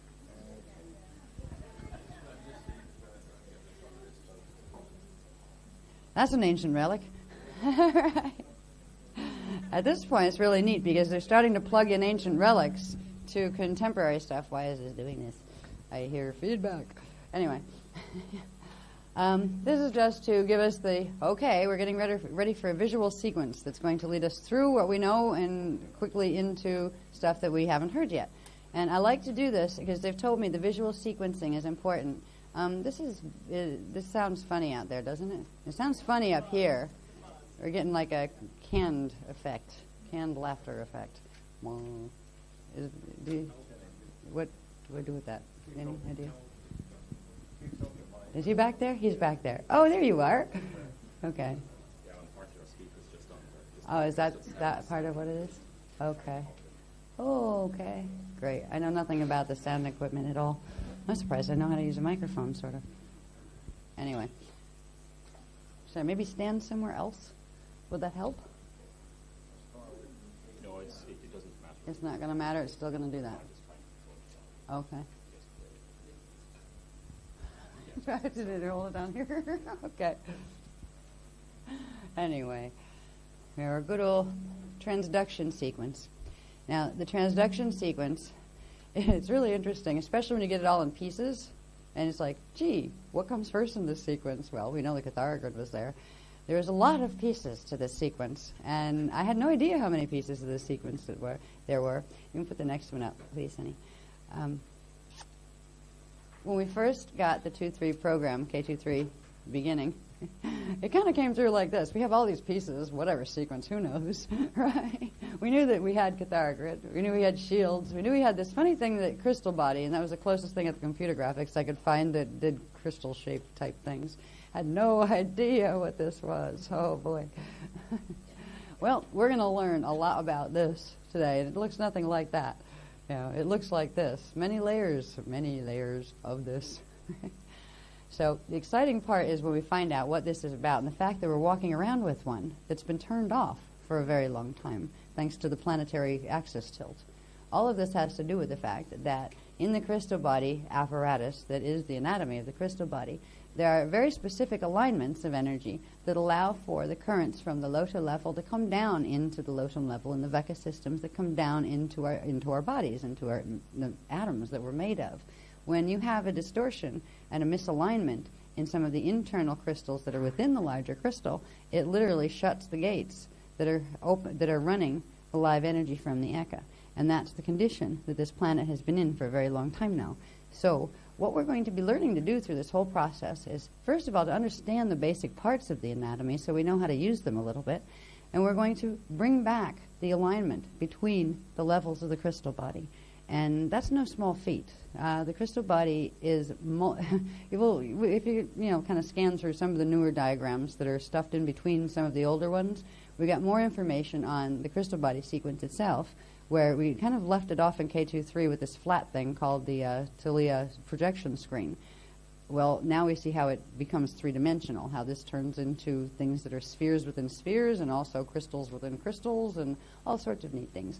But when we first started out, we had this information. When the data first started to come, it was like, okay, what are we going to be learning, guys? All of this, right? I said, well, what goes first? It took forever just to get this somewhere relatively like, okay, this is somewhere up in between here and here. This goes with this, and it has to do with the flames, the ethos etheric flames and that kind of stuff. Then we had the flame body things that we learned through the Dance 4 program, but anybody that didn't take the Dance 4 program had no idea those things existed, so it had to be stuck in Cathara 2. Technically, if there had been time, Cathara 2 would have dealt exclusively with flame body stuff. And then we would have proceeded nice and easily into Cathara 3 that would have done crystal body. We didn't have time for that because we need to activate and realign our crystal body with the natural alignments. So we still have the ability to do that, because if we don't do it now, we're not going to have the ability to do it in the next few years. So it's like now or never. And that's why they're giving us the data now. And we don't have to remember everything, but being exposed to it at least once or twice is important, because the mental body is also an energy body, and it holds a crystalline structure right now that matches the planet's buckyball structure. And every time we bring in the higher frequency information that tells the truth about the structures, it pokes holes in the buckyballs. It gives the ability to run more of those higher frequencies in. And one of the biggest con jobs on the planet is these guys say, oh, that's just mental body stuff. You know, it's not spiritual. Excuse me, you're not going to get that spiritual body into that mental body or the physical body. If you have a bunch of distortion fields around here and you're in there at the center and you can't get the larger fields of what you're connected to in. So all of this is about healing the crystal body, which is the mechanism by which your matter body is created. Right now our matter bodies have trapped us in time. They've trapped our consciousness here. And it's kind of, there's in the New Age movement that you'll say, oh, it's just a state of mind. I can just think myself out of it. Well, good luck. You're going to be thinking your DNA out of it too, I suppose. Because this is not just a fluff head problem. This is a real biochemical environmental problem. And it affects every life form on the planet. What we're doing now is exciting, because we're not only giving ourselves back the potential of our own eternal life reality. And even if we don't fully get the bodies through this time, we will get the rest of us through. And it would be just a matter, we have the ability to incarnate into the Hyalay pattern, which is the species line of the humans that have the ability to, or the humans are indigos. For our groups, it would be indigos. But we have the ability to incarnate, even if we didn't get the bodies through, to incarnate up into the next level through the bridge zone. So we won't get stuck here one way or the other. Our consciousness won't be trapped here anymore, which means we won't have to go through the cycles over and over and over again down here like we've been doing for a long time. Anyway, we can go on to the next one. If I spend this long in front of everyone, we'll be here till next Christmas. Just to touch base. I'm not going to read this all to you. This is just to remind you we're going to jump to section 7. in the K23 manual. Now this is where it started to get, interesting, right? That's where we got hit with templates, the crystal body templates, which the drawings were a bit challenging, I thought at the time anyway, until we had to make them three-dimensional. But that gave us the basic structure, so we could understand when we talk about the Eka body and the Veka body and those kind of things, how these templates, back to Kathara templates, but now we're dealing with embedded Kathara templates that have very specific relationships to other Kathara templates, that the entire universal structure and cosmic structure is built on interwoven embedded Kathara templates that interact with each other in specific ways. So we started with the templates, because if you don't understand the basic lay of the land there, you're going to be completely lost of how those other things came to be. What's nice about this system is it doesn't just say, here, you've got this. You've got a Merkaba. Great, what is it? It's a big thing shaped like a star tetrahedron, and you spin it this way and that way. Why? Because it opens a breathing tube. What does that do? You know, I mean, this shows you where this stuff comes from, and that's what the new stuff is about. It takes it from where K23 left off, with showing you templates and then going into, I think, Section 8 thingy is next somewhere in there. Oh, I don't know if we have to whip through those.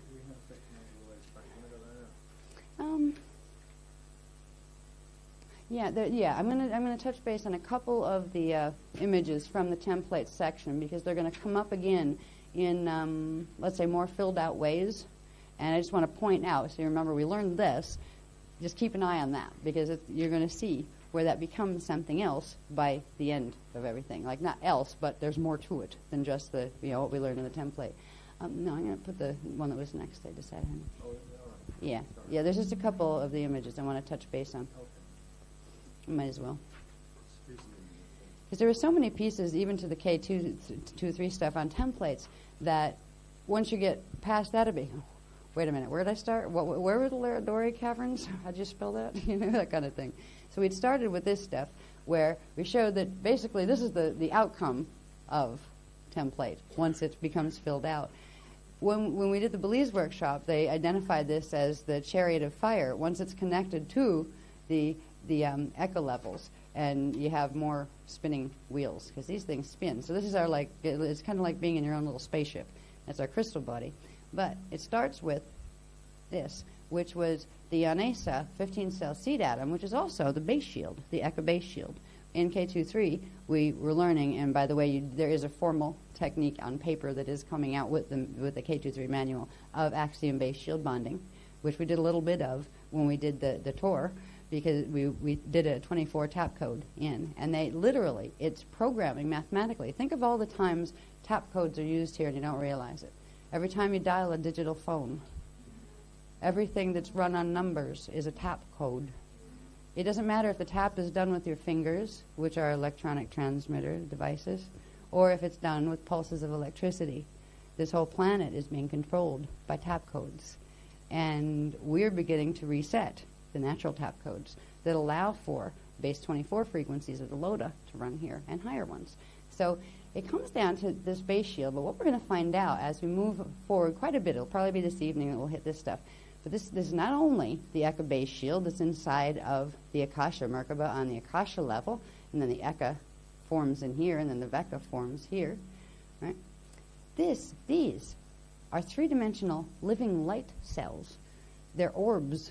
They're actually Akasha-shaped. They're like grapes plugged into the center. And they phase back and forth with each other. They move. Right? We exist within them.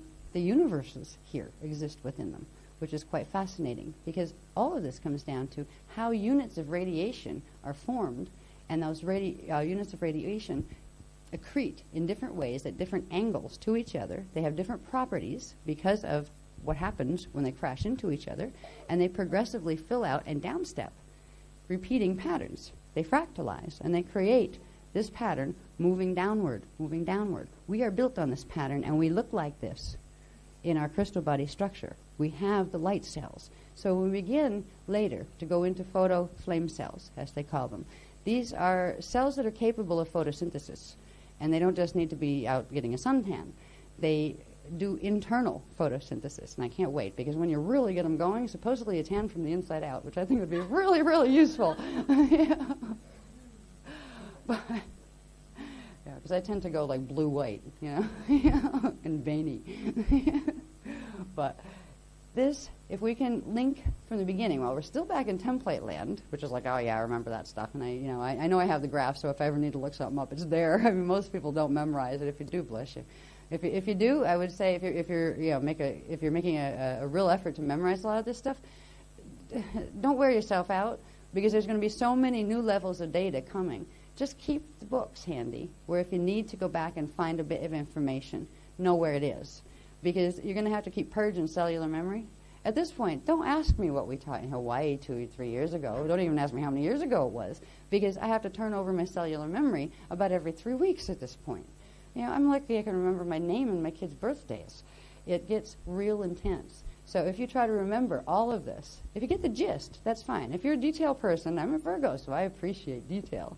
But there is a level where you just surrender. Put up the white flag and say, I'm going to go have a nice cup of tea and go enjoy the sunset or something, because I just can't absorb anymore. So I hit that point. So if you hit that point, don't think it's you. Don't think it's, I must be slower, I got to push myself harder. You don't have to push yourself with this stuff. It's being put in written form this time, so it's available to you, because it's known that there's too much to learn too fast. Nobody expects us, with all the stuff we have to fix and heal in our bodies, to be able to hold all this data. That's why they go to the trouble of getting the communications down here, and we go to the trouble of translating them. Unfortunately, we have photocopiers. But this Echo base shield is a shield, but it is also a shield that generates three-dimensional, in terms of height, width, and depth, forms. But they're much more than three-dimensional. They're 15-dimensional structures. This level is actually called the atomic level. The Echo level is called the atomic level, where when you take it down to the Vecca level, it would be the atomic level. So we'll be using the word atomic in some of this, and it refers to the Echo atomic level. So when you're talking about atoms and things of the physical matter of the Echo, it's the atomic. And if you're talking about the atoms and things that form physical matter in the Vecca systems, they're atoms. And there's a lot of phases of things in between those. You have etherics and catherics, and I'm just trying to learn this one. What was a catheric again? You have all sorts of flame cells and things like the Ka, the Ra, the Tha, the Sha. How about the Ah? I haven't found an Ah yet. But these are literal names, tonal resonance signatures of different light cells. When we get into a bit of the things we just introduced in Belize, which was a real ride, because I'd never heard of it before personally in this life. What am I teaching? What is a radon cell?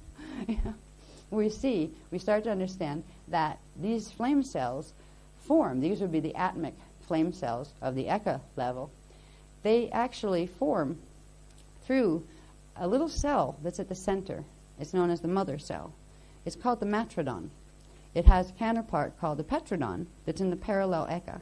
And together they form what's called the androdon, which is the androgynous one up at a higher level, in the Akasha levels, that had split to form the two.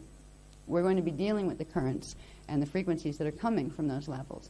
But what's fascinating about the matrodon, and you think I would have got that faster, but it had to be pointed out to me, which means I must be tired.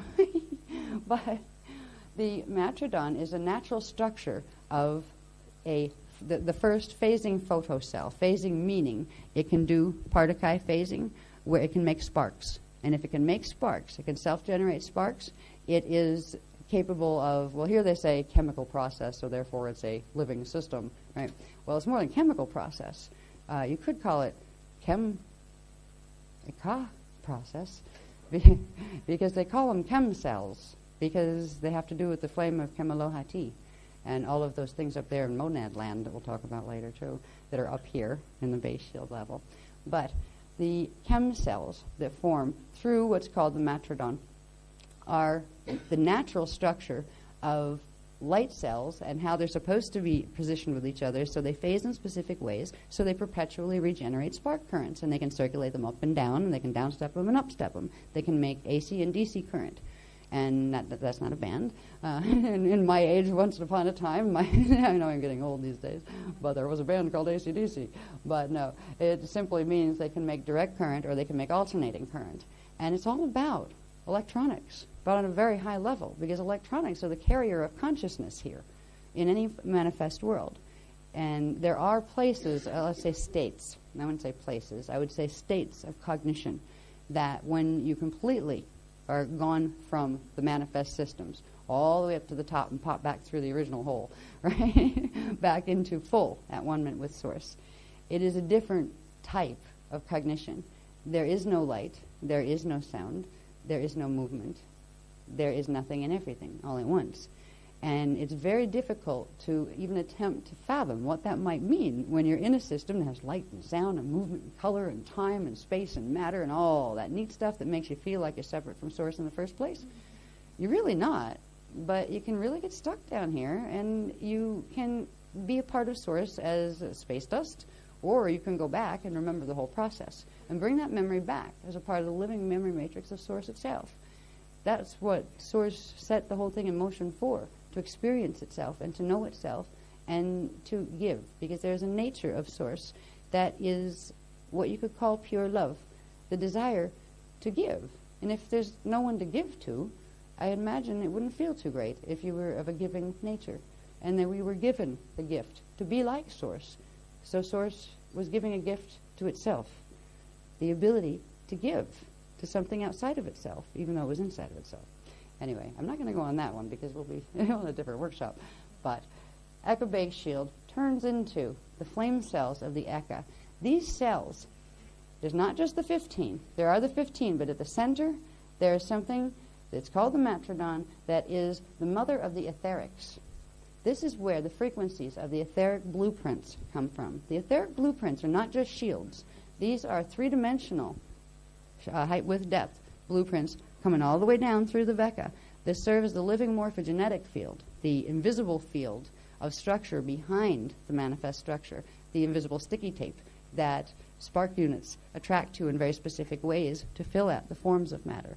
Morphogenetic fields are called the etheric fields and the catheric fields. They are formed by the Matrodon, which is a set of cells that comes from the parallel Eka. So they are a set of female cells because in the particular twin set of the Eka and the parallel, our Eka happens to be male. Now we happen to be the female PCM universe in the Veka of that male Eka, but there is a female twin Eka system that is the twin counterpart of this Eka. The Matrodon cell is a set of photocells that are of the current of the La Adore, as opposed to the Eka here, La Ettore flame. And they are set within the La Ettore flame. And when you put the female and the male together, they give birth. And they give birth to the Kemelohati flame. And that is a flame of actually 360 current, which is a step down from the Akasha level, 360 current. So there's this whole process that I'll talk about more when I have those diagrams up. But I want you to, when I do get to those diagrams, remember when we went through real quick templates, that these are directly connected to these. You have these as flame cells that emerge because of the little seed in the center that is the Matrodon that comes from the parallel Eka that sets phasing of light in motion.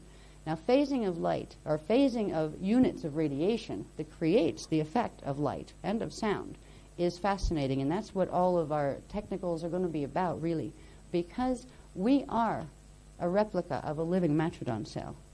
Now, right now we're a little bit out of kink, and that out of kink is a mutation that takes place because of bending certain things in the Veka frequencies in ways they're not supposed to be. The Matrodon has been mutated into something else called, guess what? Come on, somebody guess. Yes, yes. The Matrodon is the natural. The Metatron is a twisted Matrodon. And that's what that whole movement is about. And it's about black hole machines, and it's about twisted mechanics and that kind of thing. That's where the name comes from. It's not some big great god in the sky any more than the Matrodon or the Eka itself is. Now, yes, it is conscious. So are they. So is the Matrodon. So are each of the flame cells. So are each little unit of consciousness that floats around as atoms here. Everything is conscious, so therefore everything is identity. However, the Matrodon is the original.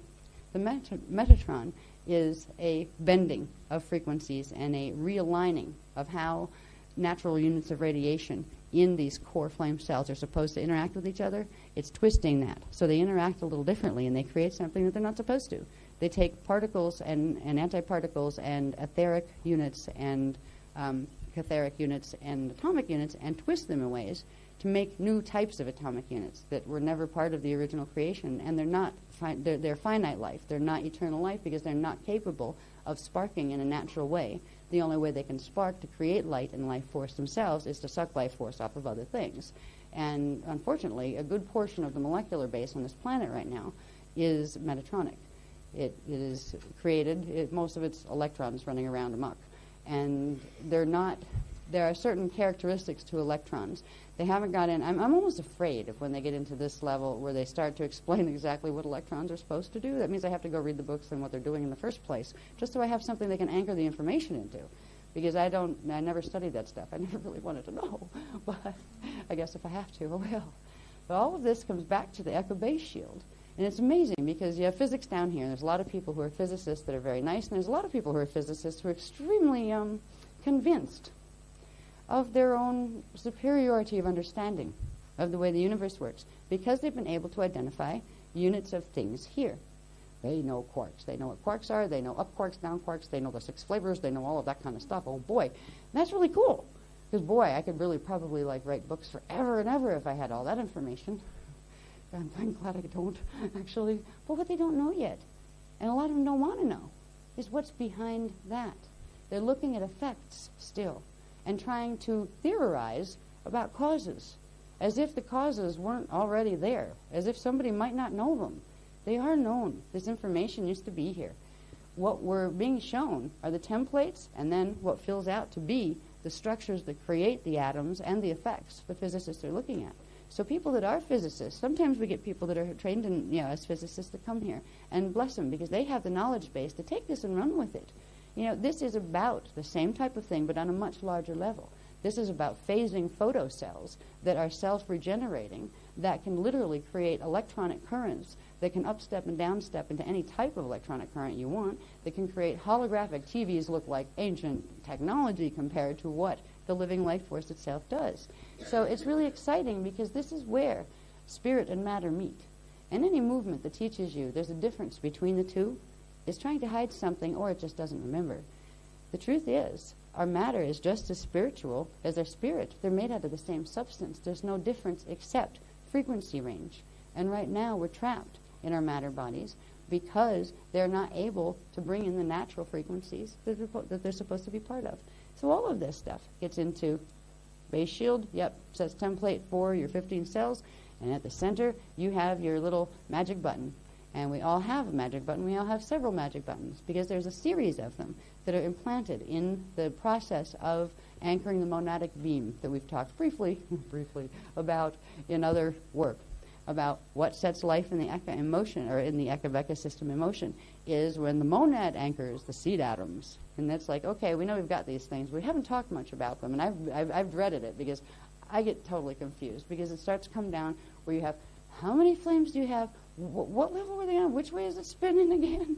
What was the charge on that one? And that one combines with which one to form what? And that's name is what? And you have ectoses and dystoses and nattoses, and it gets really nuts when you take it right off the plates. The plates are really sophisticated. They're not meant for really to be translated in a place where there's so many mutations in the grids because it fragments them to death, where you have like a library scattered at your feet with pages ripped out of all the books. And you're kind of trying to find like 1 or 2 classics there because you'd really like to read them. And you just sit there and sift through pages and pages and say, that type style looks similar to that one. It might be part of the same book or maybe the same series. And you have sparks, which are like little sparks, radiation sparks from main seed flames. And this is where it gets really confusing up here. We'll get into some of it when I get into the Matrodon level. But in basic terms, we have the Leadore, which is on the parallel Eka side. And that has its whole set of flames here. They come out of a 360 to begin with. This is called the Adandrea Amareya flame. And they split, they polarize. Flames polarize through the process of phasing within themselves. They don't polarize and run away from each other. They polarize within themselves and expand themselves out from the inside by the process of creating sparks between the poles that they've created. They are tripolar, meaning they are not just bipolar, where they have a positive and a negative electrical pole, or what we call the magnetic pole and the electrical pole, but they also have a positive, negative, zero pole, which means it's capable of having any of those 3 charges. So it can interact with positive or negative, and it stays as a stationary kind of point unto itself that the other 2 are attached to. So every pole implies its opposite, and also implies the original that the two came out of in the first place, at least in natural units, in natural consciousness, in natural light units, in natural photocells. You will always have a trinity. When you have distortions in the crystal body structure, it is possible to manufacture falsely. And believe me, it takes a lot of work to twist the crystal body to the degree that it can manufacture Shona crystals, which are crystals that are based on 2 as opposed to 3 units. It means they can be bipolar, but they never have the ability to reunite their polarities into unity again. And they can speak all they want about unity consciousness and opening your heart, but it's not going to change the fact that if you're working on a bipolar system, you're not going to turn yourself into a trinity. It requires the third element of union, out of which the two had originally come. And if you cut it off from its original source, you're not going to be able to bring the two poles together, because nothing will be exactly like that except the place where the two originally started as the one unit. Now, in the process of phasing of light units or atoms or big light cells or tiny little microscopic light units, the process of phasing isn't about the original being destroyed. It's about the original actually giving itself, but replicating itself as it does. So it replaces itself. So there's a constant regeneration. You don't lose that third element in the creation of the two, because it replicates as it gives itself into the polarity and allows itself to be split. It simultaneously recreates another of itself, and that sparks. Once the polarities spark, they actually regenerate the charge. So it's a whole process of charge regeneration, and it works on what's called the Christ code that we've talked about a number of times before. There's much more to the Christ code than the little bit that it's been explained to us. It gets into angles on spirals and all sorts of things like that. But it's basically the 33 1/3 positive electrical to the 11 2/3 negative pole electrical. And together they had come out of a 45. Now you take it up higher than that, and you have the 45s that come together where you have 490s. And then the 490s form the 360. And this is all about flames that start out as 360, a full circulation of energy, breaking themselves down through the process of phasing into smaller flames. These flames are standing waves, standing elliptical waves of radiation that perpetually phase within themselves and continually generate sparks. Those sparks accrete or come together into currents that move backwards, forwards, upwards, downwards. It's spark pulse currents. Every current, every waveform in the universe is created from a spark pulse current. That means everything has a base pulse rhythm, the rhythm at which its particle or its units phase in and out. That's what a base pulse rhythm is. It is the how fast or how slow the rhythm of particle phasing is, all the way up through its shields. Now, the natural structure in the Christ code, it runs on a base 12. It's base 12, base 24, base 48. It works on that system. When you get into the Metatronic code and things like that, they're twisted. They have some sophisticated things like the Fibonacci spiral that, yes, you can see in nature. Of course you can on a mutated planet. What do you expect? I mean, gosh, yes, you can see it. It's actually a twist, a little bit wrong angle on the spirals because they're missing a few numbers instead of having a cycle of octaves. We've talked about this briefly, about the cycle of the octaves that has to do with the Eka base shield. And if you divide this way, and this way on a 6-axis, you actually get 8 pieces. That gets into the 6 cycles of expansion and contraction, after which there's a 7th acceleration cycle and an 8th leap cycle, which allows something to grow and expand back up to the next level that it came from. We're on a planet right now that has had its shield, its time codes have been blocked in a way that it goes to cycle 6 and then goes backwards and has to go back around to cycle 6. It cannot make the leap into the 7th and 8th cycles, which means it's stuck in its growth pattern. It means its spiral is tighter and twisted compared to the natural angles that continued growth. And then growth expands to a certain level, whatever was in the original pattern. Let's say you were God and you decided to create a thought form, and you had put X amount of energy into that thought form. Well, there'd be 6 cycles till it fully expands itself. But then where's it go? Well, then it goes backwards again, and then it comes back out again. So it's perpetual motion. There's the inward and outward. There's an interesting thing in one of the books that I came across not too long ago. So something about that God didn't know how to, I think it was on the golden mean rectangle. Something about the effect that, it's a perfect rectangle because it goes in and out, forever. in both directions. But God didn't know how, nature didn't know how to do that. So it settled for the Fibonacci spiral. What? Yeah, right? That sounded a little, like, would you like to explain that one to me? Nature didn't know how to do the golden mean, right? So it did the Fibonacci instead. Well, I guess nature on a planet where you have your electrons turned inside out and upside down and half ripped apart probably doesn't know how to. But God knew how to. Because basically, I do believe, and I haven't taken it down into the, because I really, really don't like that level of geometry stuff. It's just not my thing. I hate numbers. Playing with numbers is not my thing. But I do think that the natural structure is probably the golden mean, but it's not the twisted version of it that's twisted into Fibonacci. It is the spiral that creates the tube torus that goes inward and outward continually, 6 cycles, then a leap cycle, which has the acceleration and the leap. The acceleration is hethyro and hethalon. They're not all called hes. And I wouldn't doubt if they're shethalons. I don't know. I didn't ask. But they are aros, aros, and they're alons. And there's various prefixes that go before those, that depending on whether you're on your planetary level, on the personal level, you're talking tiny cycles, you're talking massive cosmic cycles. So it is a very natural process to have the cycle of the octaves, which means it's a whole cycle that all of the frequencies on a base 12 shield are actually brought into expression. And after that's fully expressed, it can either jump to the next level of the shields that it's a part of, because all shields are embedded within bigger shields that are all embedded within Source as its first shield, the Manu, Mene, and Ire. So you can either jump or go backwards. You don't have to go backwards if you can make the jump. We're in the middle of a jump, by the way. We're in the middle of a very rocky jump right now. And right now the planet has frequencies that are pulling it, trying to force it to not be able to finish the 7th cycle and go into the 8th. Because right now we're in the 7th cycle. We just got done with the 7th cycle. We got done with hethyro and hethalon. We just entered Rishite reset. Rishite reset cycle where the pillars are coming back in. The reason we're getting a lot of information given to us right now is because we are in a very delicate phase of this. We have just entered what they call the 8th exhale.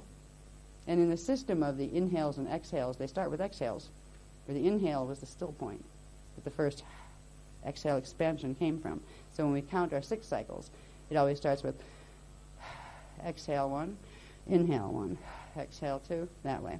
Well, we're in the 8th exhale, beginning of the reset cycle where the leap is supposed to take place. It's a very vulnerable place because this is when the breathing tubes of the planet open. And if they are not aligned properly, or if something hits them in a way where they misalign, it can create absolute havoc on a planet. And that's what the effect of having the gravitron twisted vortices being accelerated in their activation is doing. So we're being given technologies that will help us get through this and help our planet get through it as well. Anyway, back to the shields. We're going to go quick to the next one, or if I do this for every one, it will take forever to get to the last ones, won't it? These are just basically, again, showing you the basic structures which the templates were created on. You have the Eka Cathara grid, and you have the parallel Veka. It's a parallel system here, PKA system. You have our system, Cathara grid. Now, these are the universal level ones. Remember, each one of these would have its whole density set embedded within it going down. And somewhere at the center of this one is a little tiny U that's the big U here. So you have lots of levels of self going all the way up. You have the 4 density levels of self. It gets really interesting when you find out. There's one diagram in there I love where you've got one self down below your feet upside down, and you got another one up above your head upside down. I thought it was bad enough when we were dealing with the dance floor material where we had one sticking out our side. I mean, now we got them all over. It's like, it gets funny after a while, the anatomy, when you start to see how it all comes together to actually create the 3-dimensional hologram that you call your body. But we have an ethos self that's down below us, upside down, and we have an eros self, our sound self. These are our sound and our light bodies. The ethos is the light body, and the eros is the sound body. And when they come together and they phase together properly, like they're supposed to, they continually recreate the matter body as an eternal life system. This is where we're going to learn about the pillar of power and how we're supposed to phase like light cells, because we are light cells. But right now we're not able to phase, and that's why our bodies die. That's why they get sick, because they can't generate spark pulse current inside anymore. They can circulate, but they can't generate They can circulate a limited amount of current from the seed atom. And when the seed atom burns out, they have nothing more to circulate. So they die. The bodies die, and the consciousness has to move to something else and creates another body. It has to reincarnate when it wasn't intended to have to do that. Some things were created to reincarnate, certain types of animals and plant species and those kind of things. But humans and indigos were never created to have to go through that. But that is the only option that's been available for a long time, and it's because our systems can't phase. Now in this, when we learned about the templates, we learned about the Laetore chambers. These are chambers that form pillars, seer pillars, just like when we're doing a round and we make that big round seer pillar by spinning our Merkabahs. These are massive seer pillars. We have the Laetore chambers and we have the Shalaya chambers that come this way. They actually form from the spinning of the vortices. If you can see in this diagram a little bit more, you have the dark thing highlighted showing you the Eka template. But in here, there are vortice systems. These are the Ruche vortices that come off the Ruche template. And these are spinning vortices of energy. They form between them these pillars. So these actually come off the vortices that run this way, that would run with the Eka. They form at the other angle the Laetore chambers. So the Eka Laetore chambers are higher frequency. They're atomic, let's say, Eka atomic, as opposed to, but they're also mixed with etheric, so I'm using that loosely, but they are affiliated directly with the Eka. Where when you come down here, you have these vortices here that go with this particular set goes with the antiparticle Veka system. They form the Shalaya chambers. You have the Shaddai and the Shaddam chambers. Shaddam are formed here by our Particum Veka system. So what it means when you put them all together is you have this interesting set of chambers. You have one set of Laetore chambers going this way, and then you have the Shalaya chambers coming this way. These are pillars that literally, if you ever get to walk through them physically, it's like walking through massive tunnels of light, and it's really beautiful. They're kind of like the Slider TV show where you see massive portals that look like water. It's a type of hydroplasma, and it doesn't feel wet though. When you go in it, it sort of feels like water, but you don't feel wet. It's interesting. It's an interesting medium from here. It's very natural because of what you're made out of on the higher levels. But when yourself from here actually gets to have its flesh, even if you're just doing it in an astral projection, even your astral body kind of goes, oh, cool, that's neat. Because you're touching heliotalic frequency. Heliotalic means it's coming from the central sun, which is the Eka. The Eka is the central sun of any universe, any universal system. And it may have many, many galaxies and universes within it. You know, an Eka isn't just like one sun. Like our sun is not an Eka. That is a little sun, a little star in the middle of a very, very large system that has at its core a central sun that is the Eka. The central sun is what holds the core flames out of which the seeds of radiation that allow phasing and the creation of light to happen in the other systems, they all came out of an original singular flame. And the phasing of its matrodon or petrodon on the other parallel Eka side. So the flames are the key to what is called the monad. The monad is simply a smaller replica of the phasing original first cell. It's the first creation imprint is another way that the matrodon cell has been described, as the first creation imprint put in the Eka base shield, and that's what sets life in motion in a system. It is a spark that sparks and phases, and once it phases, it doesn't stop, and it continually creates currents that continually expand out larger light cells, following the pattern that's in the shields.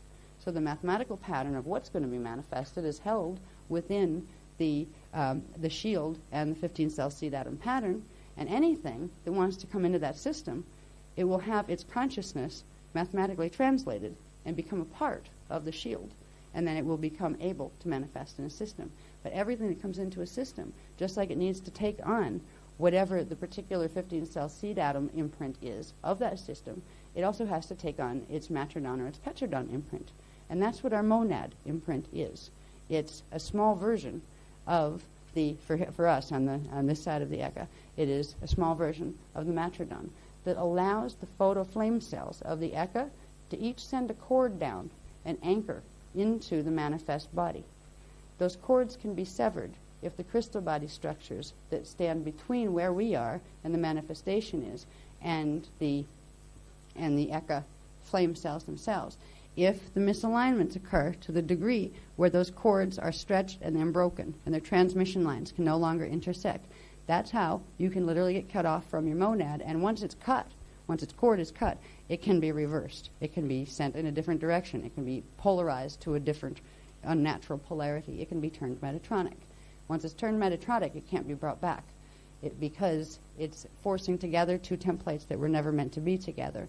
And once they bond, they do bond, and you have to shatter both of them. So they go back to space dust. That's the way metatronic templates can go back home. They have to shatter, which is okay. It's holy to be space dust. Personally, I'd much rather go back as space dust than have to deal with any of those guys anymore. I mean, if it came down to whether I was going to like make deals and go down their black hole with them just so I could survive, or whether I just go, give me that portal. I don't care if my DNA can handle it or not. I'm going home. Space dust is holy. It is. But you don't remember anything once you do that. And there is an advantage to going back home. At least you can tell them when you get home what it was like. There's a lot of advantages. Anyway, we have the chambers. These chambers become key later when we start to talk about the breathing tube. The breathing tube is a part of the anatomy that runs all the way through the crystal body, and it is what anchors something called the rainbow ray. There is a rainbow ray that becomes what's called the Ruchete spiral.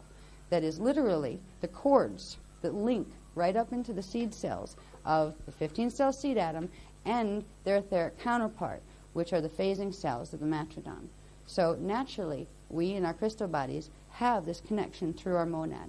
We still have enough of our monad left, particularly people who've been working the techniques, and the people who've been working the techniques have gifted this planet. Because there's a lot of people out there that would have gone Metatronic already if it hadn't been for the work you guys are doing. Because you're putting the imprint of healing back into the shields. And if they have a little bit and they can establish a co-resonance, they can pick up a line that allows them to start bringing in these frequencies. This is about reconnecting to your original monad, not just here, but what your monad's connected to in the echo level. And it's a great tether line. Because with that tether line, back to your original creation imprint in the echo, whatever the grids do here, whatever direction they get pulled in, you will be able to hold yourself, your manifestation, and your consciousness in alignment with the eternal life pattern. If you're choosing Christos, you will still be able to make that choice. And that's precious. For the people who a long time ago made a choice and realized too late it was the wrong one, a lot of them are still very angry. And people often, any people, even people stuck here that are, wonderful indigos and, indigo angels and don't realize it, when you've done something really stupid, one of the first phases of facing it is usually not facing it, where you blame everybody else. Oh, well, that did it to me, or the government did it to me, or God was unfair to me, or whatever. It's when you do that, you completely disempower yourself. Because you're saying, I had no responsibility. I didn't do this. No, well, who did? You're the creator here. You made a choice. You got a consequence. You don't like the consequence, do you? Maybe you won't make the same choice again. Now, that's the natural way of growing. We say, oh, okay, yeah, I get it. Yeah, I am disempowering myself by not owning up to the messes I make, aren't I? Because then you don't learn to not make messes. You don't learn to make better choices. There are groups on this planet and all through this universe who still refuse to accept the fact that they made choices. They were warned, they were asked, they were pleaded not to make the choices they did, as far as experimenting with forcing shields together that didn't belong there. They made the choices, and they don't have the ability to come back without going to space dust first. And they're angry. And one of the things about being twisted and not being able to tap into the consciousness where pure love reigns is you forget what it means to be loving. And if you're angry, you take your anger out on other people. And if you can't have something, you get angry if somebody else can, so you try to take it away from them. Right now, there's a lot of beings incarnating on this planet that are in that predicament. We can't help them much. You can still love them, but love them wisely, because these are people who can't love you. And if they can't love you, they might be able to grin in your face and pretend they love you. Oh, watch for that one, because some of them tend to be very good at that. But don't let them make your choice for you. If you're making a choice for Christos, you're being given back the knowledge of how to do it. You've never been asked to worship an angel in these workshops, not a once. You've been told there are people that know how to do this stuff, that have held the frequencies here. You've been told you have your own Christos deep within you. And now you're being shown kind of a portrait of what that own Christos looks like. When we get into this a little bit, there's one diagram I absolutely love of the new ones where they call it the body of Christ, the Son of God. We each have one. And it's not a boy either. It's neutral. But these words meant something once upon a time. But son didn't mean S-O-N. It meant S-U-N.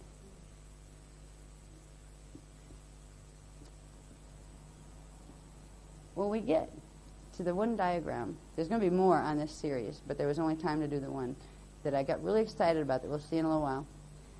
It was about pulsars. Did you ever notice how some stars pulse off and on? Now, some look like they do, but they're actually not. But science, when they look with their, like instruments and stuff, they can tell which ones are actually cycling pulses. That is a living star. Why? It's expanding and contracting inside of itself.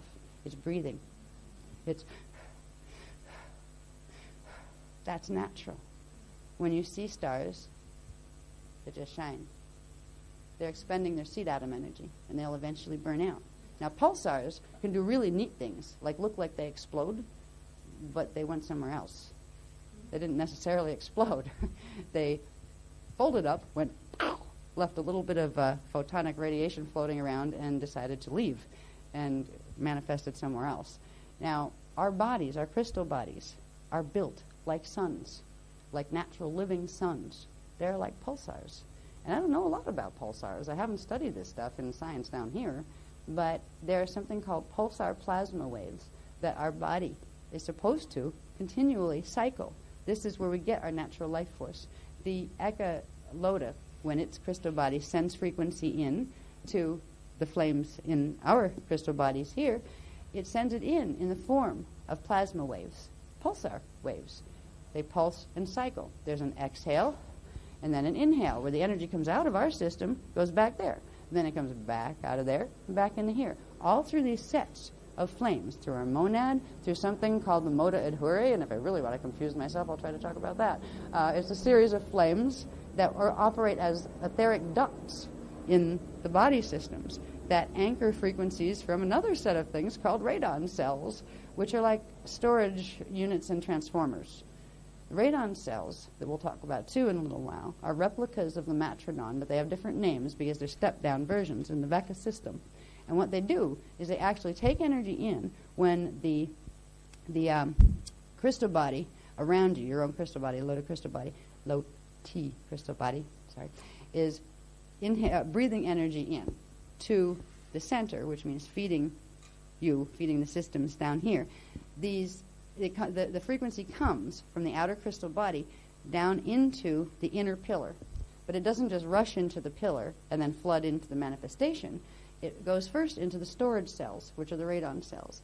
And then under certain conditions of sparks building up within the breathing systems down here and in your pillar here, it'll trigger opening of the radon cells. At the same time, it triggers the outer crystal body pulling frequency out of the pillar, pulling spent energy out of the pillar and sending it back to the LOTA for recharging. That's when the radon cells will release new energy into the pillar, and that's when you start to exhale down here, out a new manifestation cycle. So this whole process of breathing that gets really confusing. If you think it's confusing trying to get your arcs and your pillar going at once, try 2 sets of arcs going. One goes up, the other goes down while the other one's going up. One inhales while the other exhales. So it's real fun.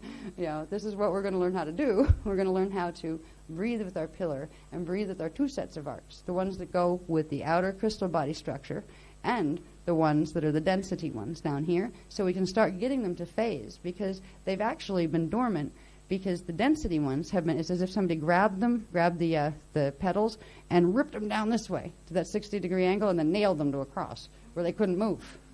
And if they couldn't move, the other ones up above them, the larger ones, wouldn't cycle either. So literally the crystal body of the planet, of this universe, has been slowly dying because it has not been able to phase, which means whatever seed atoms in the different levels of anatomies here that were given in the first place, they have X amount of charge in them. If they can't replenish that charge, eventually they do burn out, and then the form will disappear. It will go through annihilation and turn back to space dust and just kind of like float around in the Vecca arena, and it won't get back up into the higher arenas. It will be reassembled by other things that come into creation.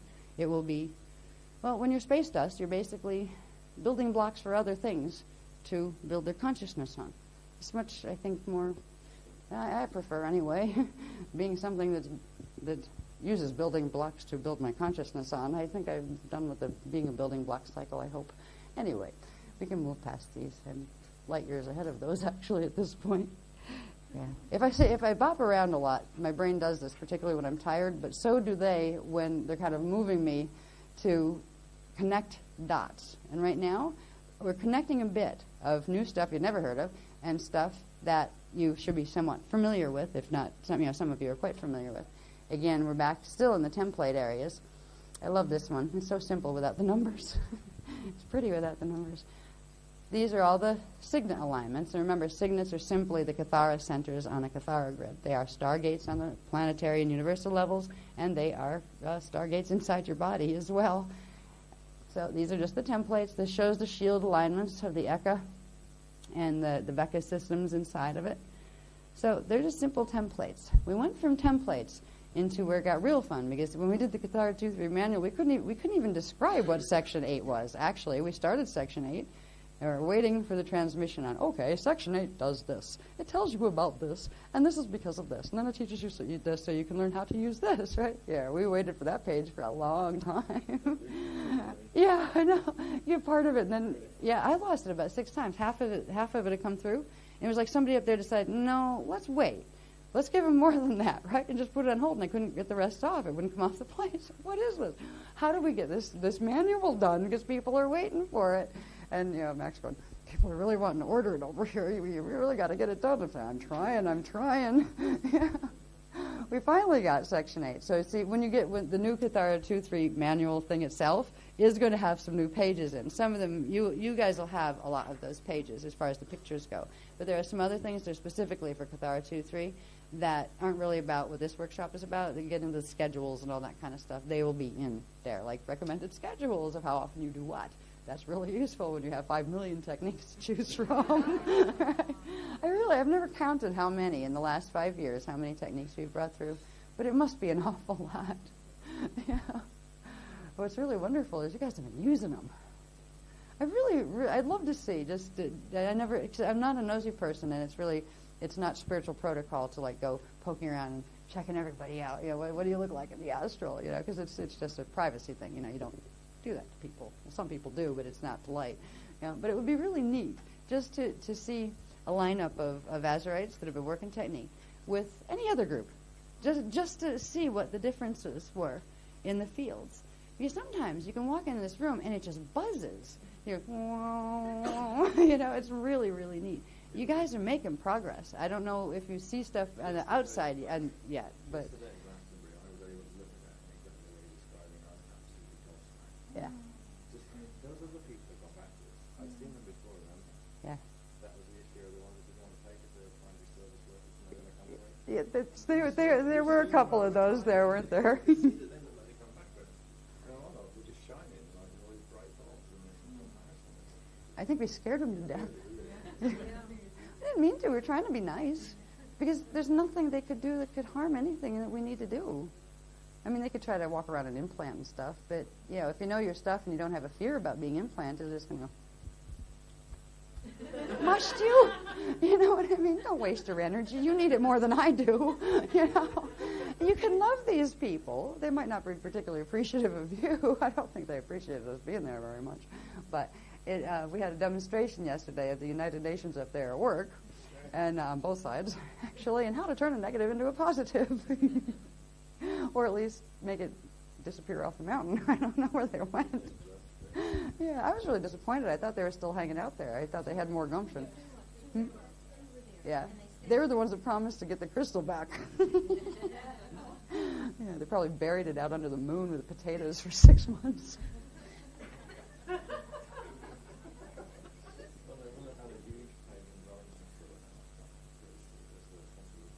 Oh, yes, the drummers. I bet they were thrilled to have us there. That was so innocent, too, because if somebody had told me, if I had known it was St. Michael's Day or whatever, I don't follow this stuff. I don't pay attention to it. I'm too busy trying to keep track with this stuff, our stuff. But I would have had second thoughts, like, oh, are you sure we should go there? Like, I don't like to, I don't want to be in anybody's face kind of thing. I guess we were supposed to be there because nobody let me know that was, oh, that's the day you're going to be there. Oh, because I might have, gotten away. But because I didn't know, it was perfectly innocent, got up there, and then we started seeing this woman. You guys missed out. I really was wishing you were there to watch it. It was really cool. Because she pulls out this crystal wand. It's about this long. It's like a selenite crystal wand. She's doing it. Ooh, I used to do that when I was in my medieval period. Yeah. I was pretty good with those wands, too. Actually, Excalibur is a lot more fun. Especially with lightning bolts. Yeah. But she was running some pretty good frequency, nice blue spirals and stuff up and down the tour. But, she was very serious, and I respect people, whatever side they're on, when they're, they're devoutly doing their stuff. I respect that. But it was just fascinating to see this manifest. Well, here we are thinking, I hope the buses can get through, thinking, we're going to the tour, but the big one's going to be up at Stonehenge. And all of a sudden, there's a couple people that start walking up, and this really weird feeling. Like, this is before I spotted the woman, right? Before she started doing her stuff. Remember I came over to you and said, I think we got company. There's at least two guys that just came up out of nowhere that are from other councils, and they're not ours, right? And they were like kind of looking at me without looking at me, like doing one of these in the astral, right? Glaring at me saying, uh-oh. So it was just really bizarre. And it was like, sometimes I'm so clueless. It's amazing. Yeah. I think they keep me that way sometimes just because like I said, I would have gotten away. I would say, well, that's not very nice to show up there on their Michael's Day and stuff. I wouldn't want them, I'm not going to crash their grids or anything like that, which we didn't, actually. We